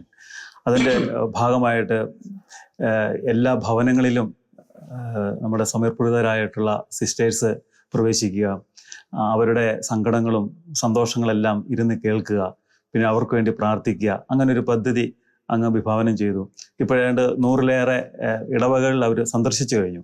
അപ്പോൾ അതിൽ നിന്നും നമുക്ക് കിട്ടിയ പ്രതികരണം എന്താണ്? പ്രതികരണം വളരെ പേഴ്സണൽ, പാസ്റ്ററൽ, സിനഡൽ ആയിട്ടൊക്കെയുള്ള പ്രതികരണമാണ് അതേക്കുറിച്ച് കിട്ടുന്നത്. പള്ളിക്കാപ്പറമ്പിൽ പിതാവിൻ്റെ കാലത്തും ഹോം മിഷൻ ഉണ്ടായിരുന്നു. ഞാനത് അതേപടി തുടർന്നു. നമുക്കൊരു 50ഓളം സിസ്റ്റേഴ്സ് അവർക്ക് സാധിക്കുന്ന അവസരങ്ങളിലൊക്കെ നമ്മുടെ ഫാമിലി അപ്പോസ്റ്റലേറ്റുമായിട്ട് ബന്ധപ്പെട്ട് ഈ മിഷൻ നടത്തിക്കൊണ്ടായിരുന്നേ. അവർ വീടുകളൊക്കെ കയറി ഇറങ്ങി പിന്നെ ഒരു 6 മാസം കൂടുമ്പോൾ രൂപതാകേന്ദ്രത്തിൽ വന്ന് ഞങ്ങളോട് ഇതിൻ്റെ പിന്നെ കാര്യങ്ങൾ, ഞങ്ങളോട് പറയേണ്ട കാര്യങ്ങൾ മറ്റാരും കേൾക്കാത്ത വിധത്തിലല്ലേ അവർ കുറിച്ച് തന്ന് അങ്ങനത്തെ കറക്ഷൻസ് കൊടുക്കുകയും എല്ലാം ചെയ്തുകൊണ്ടിരുന്നു. ഈ നമ്മുടെ പ്ലാറ്റിനം ജൂബിലിയിലേക്ക് പ്രവേശിക്കുമ്പോൾ ഞാൻ മനസ്സിൽ കരുതി നമുക്ക് രൂപത മുഴുവനും ഒരു കുടുംബ സന്ദർശനം നടത്തണം. അതിന് ഏറ്റവും നല്ലത് ഈ ഹോം മിഷൻ എല്ലാവരും ചെയ്യുകയാണ്. അത് നമ്മുടെ ചെല്ലാലച്ചന്മാരും പ്രത്യേകിച്ച് തടത്തലച്ചനൊക്കെ വളരെ ഇൻട്രസ്റ്റ് എടുത്തു. തടത്തലച്ചനാണ് ബഹുമാനപ്പെട്ട സ്റ്റേഷൻ്റെയും പൊതുവായിട്ടുള്ള ചുമതല. ഞങ്ങൾ മീറ്റിങ്ങുകളൊക്കെ വിളിച്ച് പ്രൊഫഷണൽമാരെ എല്ലാം കണ്ട് സംസാരിച്ചു. 400 സിസ്റ്റേഴ്സിന് നമ്മൾ പരിശീലനം കൊടുത്തു. അങ്ങനെ അവര് ഇടവകളിലേക്കെല്ലാം പോയി 45,000-ത്തിലധികം കുടുംബങ്ങൾ അവർ കയറി കഴിഞ്ഞു.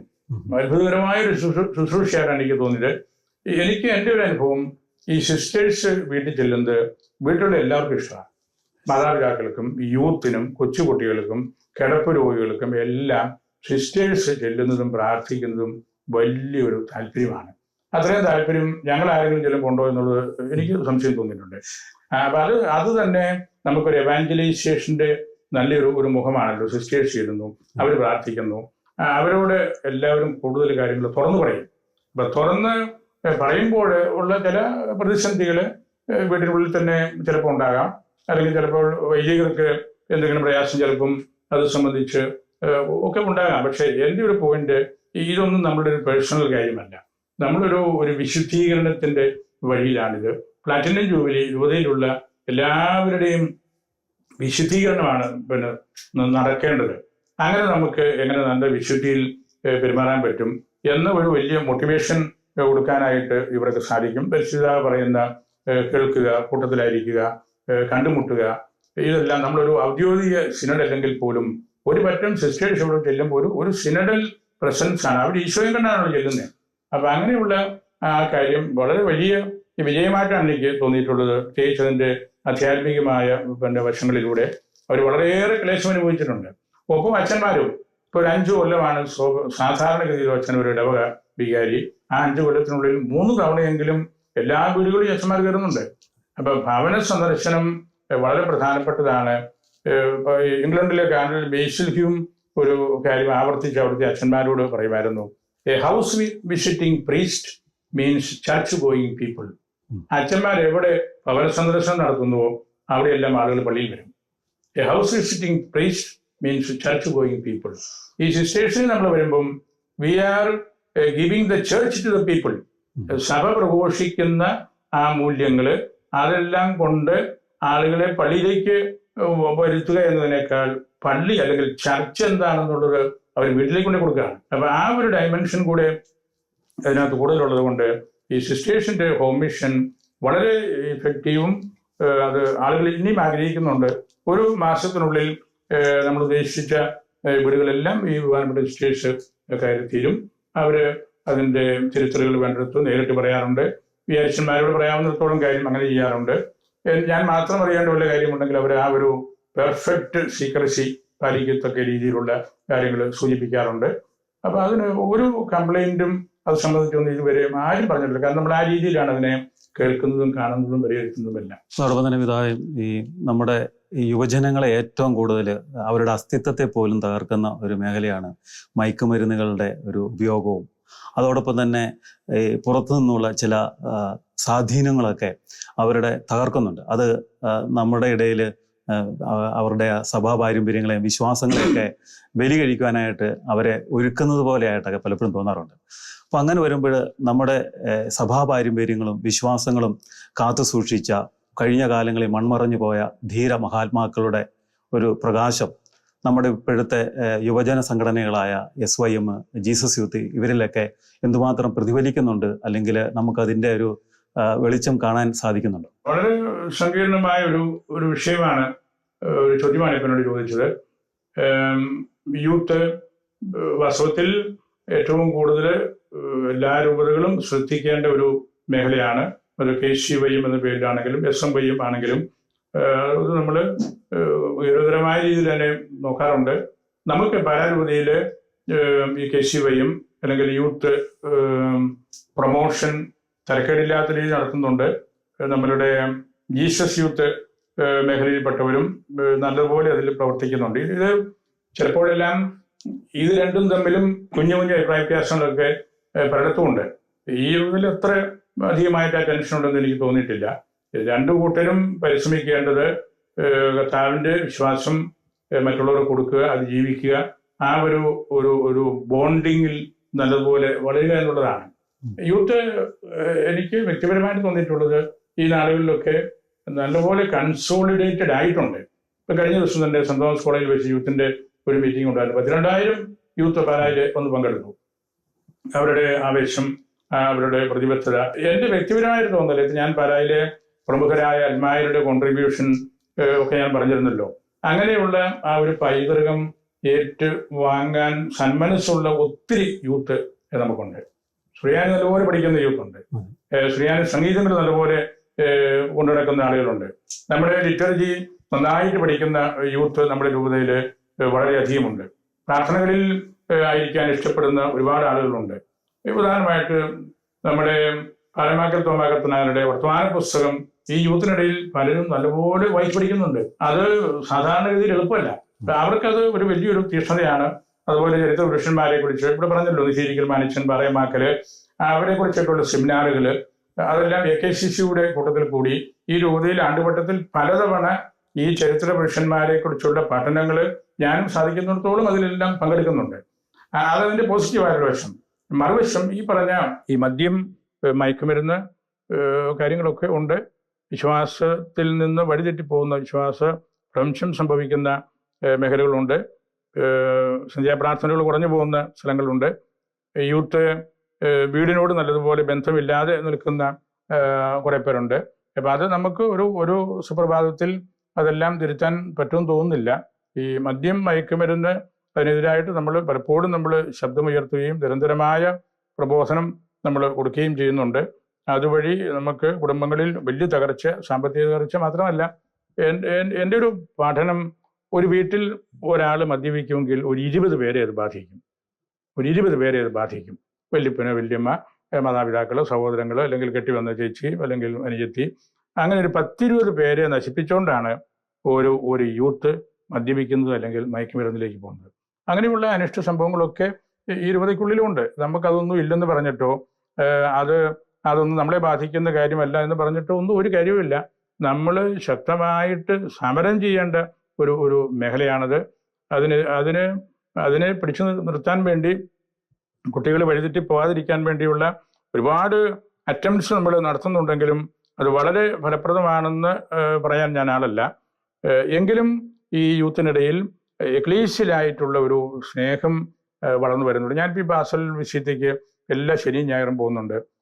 അതെല്ലാം കർമ്മങ്ങളെല്ലാം കഴിഞ്ഞ് ഞാൻ തിരിച്ചു പോരുന്ന സമയത്തും മിക്കവാറും അവിടെ ഏറ്റവും അവസാനം വരെ അവശേഷിക്കുന്ന ആ പള്ളിയിലെ യൂത്താണ്. അവരവിടെ പിതാവ് പോയി കഴിഞ്ഞിട്ട് ഞങ്ങൾ പോകുന്നുള്ളൂ എന്നൊക്കെ പറഞ്ഞ് അതിൽ ചുറ്റിപ്പറ്റി കിടന്ന് ഏത് എവൻച്വാലിറ്റി ഇവിടെ വന്നാലും അപ്പോഴെല്ലാം ഓടിയെത്തി. അപ്പം അതിനകത്തെല്ലാം ഒരു സഭാസ്നേഹം ഉണ്ടല്ലോ. അതുകൊണ്ട് യൂത്തിന് നല്ല ഉള്ളിൽ സഭയോട് സ്നേഹമുണ്ട്, ആരാധനാക്രമത്തോട് സ്നേഹമുണ്ട്, വൈദികരോടും നല്ല അടുപ്പമുണ്ട്. അവരൊന്നും നമ്മളോട് വിരോധമുള്ളവരായിട്ടൊന്നും എനിക്ക് തോന്നുന്നില്ല. പിന്നെ അവർ കാര്യം പറയും, തെറ്റ് കണ്ടാൽ തെറ്റാണെന്ന് പറയും. അവരുടെ ഇടയിൽ രാഷ്ട്രീയപരമായിട്ടുള്ള ധ്രുവീകരണങ്ങളൊക്കെ ഉണ്ട്. അപ്പം അത് ഇപ്പം നമ്മുടെ ആരുടെയും വ്യക്തിപരമായ കാര്യമല്ല. പൊളിറ്റിക്കലി വളരെയേറെ ഡിവൈഡഡ് ആയിട്ട് നിൽക്കുന്ന ഒരു സമൂഹമാണ് നമ്മളുടേത്, സുറിയാനി കത്തോലിക്കരുടേത്. പാലാരൂപത അതുപോലെ തന്നെയാണ്. ഏറ്റവും കൂടുതൽ രാഷ്ട്രീയക്കാർ ഈ രൂപതയിൽ നിന്നാണ്. ഏറ്റവും കൂടുതൽ ധ്രുവീകരണവും പൊളിറ്റിക്കലായിട്ടുള്ളത് ഇവിടെയാണ്. അപ്പം അതൊക്കെ നമുക്ക് ഈ യൂത്തിനിടയിലും പള്ളി കൗൺസിലുകളിലും എല്ലാം ഉണ്ട്. അപ്പം അതിനെ നമ്മൾ മൂല്യബോധത്തോടു കൂടി കാണുകയും വിലയിരുത്തുകയും ഇടപെടുകയും ചെയ്യുക എന്നുള്ളതാണ് യൂത്തിൻ്റെ തീർച്ചയായിട്ടും കൂടുതലായിട്ട് രൂപതയുടെ കൺസേൺ കൂടുതലായിട്ട് ഇനിയും എത്തേണ്ട ഒരു മേഖലയാണ് യൂത്ത് എന്ന കാര്യത്തിൽ സംശയമൊന്നുമില്ല. പറഞ്ഞുകൂടെ തന്നെ ഒരു ചെറിയൊരു സംശയം പറയുകയാണ്. കാരണം ഈ രാഷ്ട്രീയ മേഖലയിലെ നേതാക്കന്മാർ നമ്മുടെ രൂപതയിൽ കൂടുതലാണ് എങ്കിൽ പോലും ഇപ്പോഴത്തെ കാലഘട്ടങ്ങളിൽ യുവജനങ്ങൾ രാഷ്ട്രീയത്തെ വെറുക്കുന്നവരും അല്ലെ ആ മേഖലയിലേക്ക് ഒരു നേതാക്കന്മാർ ഉയർന്നു വരുന്നില്ല. അപ്പോൾ നമുക്ക് ഈ സിവിൽ സർവീസ് പോലെയുള്ള പരിശീലനം കൊടുക്കുന്ന പോലെ അങ്ങനെ ഒരു ബോധം നമ്മുടെ യുവജനങ്ങളിലേക്കും വിദ്യാർത്ഥികളിലേക്കും കൊടുക്കാനായിട്ട് സഭ ശ്രദ്ധിക്കേണ്ട കാലഘട്ടം അതിക്രമിച്ചു കഴിഞ്ഞെന്ന് തോന്നുന്നു. പല മേഖലകളിലും ഈ ചോദ്യം ഉന്നയിക്കപ്പെട്ടതായിട്ട് ഞാൻ കേട്ടിട്ടുണ്ട്. ഞാനും കൂടി ഇരുന്ന ഫോറങ്ങളിലൊക്കെ വന്നിട്ടുണ്ട്. നമ്മൾ കലാലയ രാഷ്ട്രീയം നിയമപരമായിട്ട് വേണ്ടെന്ന് വെച്ചിരിക്കുന്ന രൂപതകളാണ് കൂടുതലും. അതുകൊണ്ട് വരുന്ന നമുക്ക് കൺട്രോൾ ചെയ്യാൻ പറ്റാത്ത സാഹചര്യങ്ങൾ പലപ്പോഴും വന്നതുകൊണ്ടാണ്. അതിനകത്ത് ഒരു ഘടകം എനിക്ക് തോന്നിയിട്ടുള്ളത്, രാഷ്ട്രീയത്തെക്കുറിച്ച് പറയുകയും പഠിപ്പിക്കുകയും അത് നമുക്ക് ഇന്ത്യൻ പൗരൻ നിലയിൽ നമുക്കത് ആവശ്യമാണ്. ഡെമോക്രസിയും സെക്യുലറിസവും പോളിറ്റിക്സും ഒക്കെ നമ്മൾ കൂടുതലായിട്ട് പഠിക്കണം. പക്ഷേ ഒരു രാഷ്ട്രീയ വിദ്യാർത്ഥിയെ പോലെ മാത്രം കലാലയങ്ങളിൽ ആളുകൾ വരുമ്പോഴാണ് ഈ നമുക്ക് പ്രതിസന്ധികൾ ഉണ്ടാകുന്നത്. അങ്ങനെ ചില പ്രശ്നങ്ങൾ നമ്മുടെ കോളേജുകളിലും കുറേ വർഷങ്ങൾക്ക് മുമ്പെല്ലാം ഉണ്ടായിരുന്നു. പക്ഷേ ഇന്ന് കുട്ടികൾക്ക് നല്ല പൊളിറ്റിക്കൽ നോളജ് കിട്ടാതെ പോകുന്നു എന്നുള്ളത് ഒരു വലിയ സത്യമാണ്. I agree with you. കാരണം ഈ രാഷ്ട്രീയം എന്താണ്, ഈ രാഷ്ട്രീയ പാർട്ടികളുടെ പ്രസക്തി എന്താണ്, ഇവര് ക്യാരി ഓൺ ചെയ്യുന്ന ക്രൈസ്തവ മൂല്യങ്ങൾ എന്താണ്, അവർക്ക് എങ്ങനെ നമ്മുടെ വിഷയങ്ങൾ, കാർഷിക മേഖലയോ അല്ലെങ്കിൽ അതുപോലുള്ള മറ്റ് ഫിനാൻഷ്യൽ ആയിട്ടുള്ള കാര്യമോ, നമ്മുടെ രൂപത്തിലെ DCMSന്റെ കാര്യങ്ങളോ, ഇതൊക്കെ നമ്മുടെ അസംബ്ലിയിലും അല്ലെങ്കിൽ പാർലമെന്റിലും അവർക്ക് പറയാൻ പറ്റുന്നുണ്ടോ, അവരവിടെ നമ്മുടെ ക്രൈസ്തവ ധർമ്മം നിർവഹിക്കുന്നുണ്ടോ, ഇങ്ങനത്തെ കാര്യങ്ങളെക്കുറിച്ചൊക്കെ നമ്മൾ കൂടുതൽ പഠിക്കേണ്ടതുണ്ട്. ആ ഒരു ഗ്യാപ്പ് നമുക്കുണ്ട്. നമുക്കിപ്പോഴും നിലവിലുള്ള ഒരു ഭദ്രമായ കാര്യം, ഈ പറയുന്നുള്ള രാഷ്ട്രീയക്കാരെല്ലാം തന്നെ നമ്മുടെ ശ്രീയാനി സഭയുടെ ആളുകളാണ്. അപ്പൊ അവർക്ക് നമ്മളോട് അങ്ങനെ കാര്യമായ ബന്ധക്കുറവൊന്നുമില്ല. അവരെപ്പോഴും പിന്നെ ഒരു കേന്ദ്രത്തിൽ വരികയും ഞങ്ങളോട് സംസാരിക്കുകയും, ഞാനും വ്യക്തിപരമായിട്ട് ഒരു വിരോധവും അവരോട് ആരോടും സൂക്ഷിക്കുന്ന ആളല്ല. പക്ഷേ ഈ പൊളിറ്റിക്കൽ എഡ്യൂക്കേഷൻ എന്ന് പറയുന്നത്, ശരിയായിട്ടുള്ള ഡെമോക്രസി, നമ്മുടെ ഭരണഘടന എങ്ങനെ നമ്മൾ കാത്തു സൂക്ഷിക്കണം തുടങ്ങിയ കാര്യങ്ങളെക്കുറിച്ച് കുട്ടികൾക്ക് വേണ്ടത്ര അറിവില്ല. നമ്മൾ അതിനൊരു ക്രമീകരണം ഇപ്പൊ ചെയ്യുന്നത്, നമ്മള് സിവിൽ സർവീസ് ഇൻസ്റ്റിറ്റ്യൂട്ട് പാലായിൽ നമ്മൾ പുത്തനായിട്ട് പണിതു. നമ്മുടെ രൂപത കൊടുത്ത 2 ഏക്കർ സ്ഥലത്താണ് ആ ഹൗസ് പണിതിരിക്കുന്നത്. അവിടെ നമ്മൾ ഹൈസ്കൂൾ വിദ്യാർത്ഥികളെയും ഹയർ സെക്കൻഡറി വിദ്യാർത്ഥികളെയും പ്രത്യേകമായിട്ട് വിളിക്കുകയും ഈ IAS തലത്തിൽ സിവിൽ സർവൻസ് ആയിട്ടുള്ള IAS ഉദ്യോഗസ്ഥന്മാരെ കൊണ്ടുവന്ന് ക്ലാസ്സുകൾ കൊടുപ്പിക്കുക എല്ലാം ചെയ്യുന്നുണ്ട്.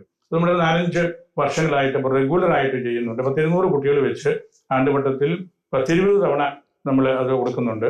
അപ്പൊ IAS TK സാറൊക്കെ വന്ന് പലപ്പോഴും ക്ലാസ് എടുത്തിട്ടുണ്ട്. ടോം ജോസ് വന്ന് സംസാരിച്ചിട്ടുണ്ട്. നമ്മുടെ PC ശ്രീ സാർ വന്ന് സംസാരിക്കുന്നുണ്ട്. അപ്പൊ അവരെയൊക്കെ കാണാനും കേൾക്കാനും കുട്ടികൾക്കും ഇഷ്ടമാണ്. ഇപ്പൊ IAS കാരൻ വരുന്നു, അല്ലെങ്കിൽ ഒരു DGP വരുന്നു, പുന്നൂർ സാർ വന്ന് സംസാരിക്കാറുണ്ട്.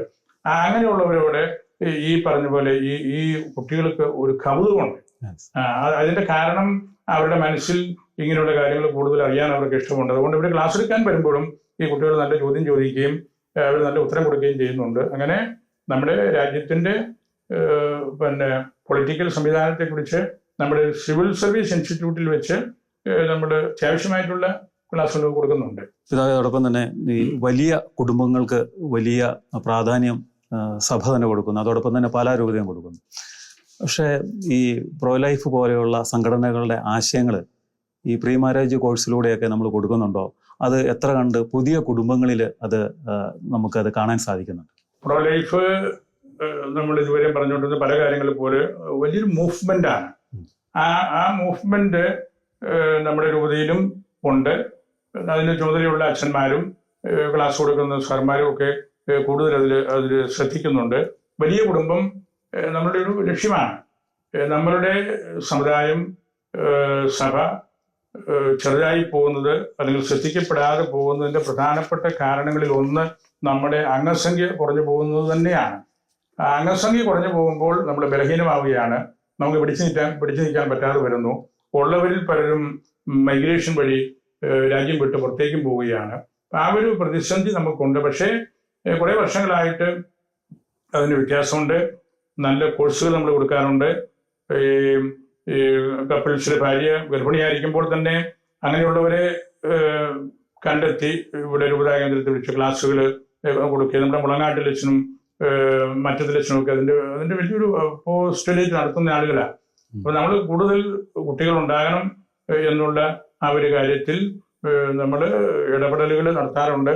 4-5 കുട്ടികളൊക്കെ വരുമ്പോൾ അവരുടെ മാമോദിസായ്ക്കും അല്ലെങ്കിൽ അങ്ങനെയുള്ള കുട്ടികളുടെ വളർന്നു വരുമ്പോൾ അവരുടെ കല്യാണത്തിനും ഒക്കെ സാധിക്കുന്നിടത്തോളം ഞാനും പോകാറുണ്ട്. 5-ൽ കൂടുതൽ കുട്ടികളുള്ള പേരൻസിന് അവർ ക്വാളിഫൈഡ് ആണെങ്കിൽ കോർപ്പറേറ്റിൽ നമ്മൾ ജോലി കൊടുക്കാറുണ്ട്. ആ ഒരു ലേബലിൽ തന്നെ 10-26 പേർക്ക് നമ്മൾ നമ്മുടെ കോർപ്പറേറ്റ് സ്കൂളുകളിലും കോളേജിലും അതിൻ്റെ അവസരമായിട്ട് നമ്മൾ പിന്നെ ജോലി കൊടുത്തു. അങ്ങനെ നമ്മൾ സാധിക്കുന്ന വിധത്തിലെല്ലാം അത് പ്രൊമോട്ട് ചെയ്യുന്നുണ്ട്. പക്ഷേ അത് നമ്മൾ എത്ര പ്രൊമോഷൻ അത് നടത്തിയാലും ഇത് സ്വീകരിക്കേണ്ടതും അങ്ങനെ ചിന്തിക്കേണ്ടതും ആ കപ്പിൾസാണല്ലോ. അവർക്ക് ഇപ്പോൾ 2 കുഞ്ഞുങ്ങൾ കൂടുതൽ വേണ്ട, അത് ബുദ്ധിമുട്ടാണ്, അല്ലെങ്കിൽ അത് മറ്റുള്ളവർ കളിയാക്കും, അങ്ങനെയൊക്കെയുള്ള ഒരുപാട് ടാബൂസ് നമുക്കുണ്ട്. അതിൽ നിന്നൊക്കെ വിട്ടുമാറി ഒരു നല്ല ചിന്തയിലേക്ക് നമ്മുടെ കുടുംബങ്ങളും കപ്പിൾസും വരുന്നുണ്ട്. 4-5-6 കുട്ടികളുള്ള കുറേയേറെ കുടുംബങ്ങൾ ഇപ്പം പല രൂപത്തിലുണ്ട്. നമ്മളതിനെ പ്രോത്സാഹിപ്പിക്കാറുണ്ട്. അതുപോലെ പ്രോ ലൈഫ് കൂടുതൽ കുട്ടികൾ ഉണ്ടാകണമെങ്കിൽ നമ്മൾ അബോർഷൻ തുടങ്ങിയ കാര്യങ്ങളെ കുറിച്ചൊക്കെയുള്ള ശക്തമായ നിലപാടുകൾ നമ്മൾ എടുക്കണം. നമ്മുടെ ആശുപത്രികളിൽ ഞാൻ ഈ രൂപതയ്ക്കകത്തുള്ള എല്ലാ ആശുപത്രികളിലും ഞാൻ വളരെ ശക്തമായിട്ട് ആ കാര്യം പറയാറുണ്ട്. ഭ്രൂണഹത്യ ഒരു കൊലപാതകമാണ്. ഒരു കാരണവശാലും നമ്മളത് ചെയ്യരുത്. ആഫ്രിക്കയിൽ ഒരു പഴഞ്ചൊല്ലുണ്ടല്ലോ, a man is nothing without a woman, a woman is nothing without a man, both are nothing without children. അത് മനുഷ്യകുലത്തിന്റെ ഒരു നെസസിറ്റി ആയിട്ട് വരുന്ന കാര്യമാണ്. അതുകൊണ്ട് കൂടുതൽ കുട്ടികൾ ജനിക്കണം. അങ്ങനെ നമുക്ക് നമ്മുടെ സമുദായം വലുതാകണം. കൂടുതൽ കുട്ടികളുണ്ടെങ്കിലേ നമുക്ക് സമർപ്പിത ജീവിതത്തിലേക്കും വൈദിക അന്തസ്സിലേക്കും ഒക്കെ നമുക്ക് കൂടുതൽ മക്കളെ കിട്ടുകയുള്ളൂ.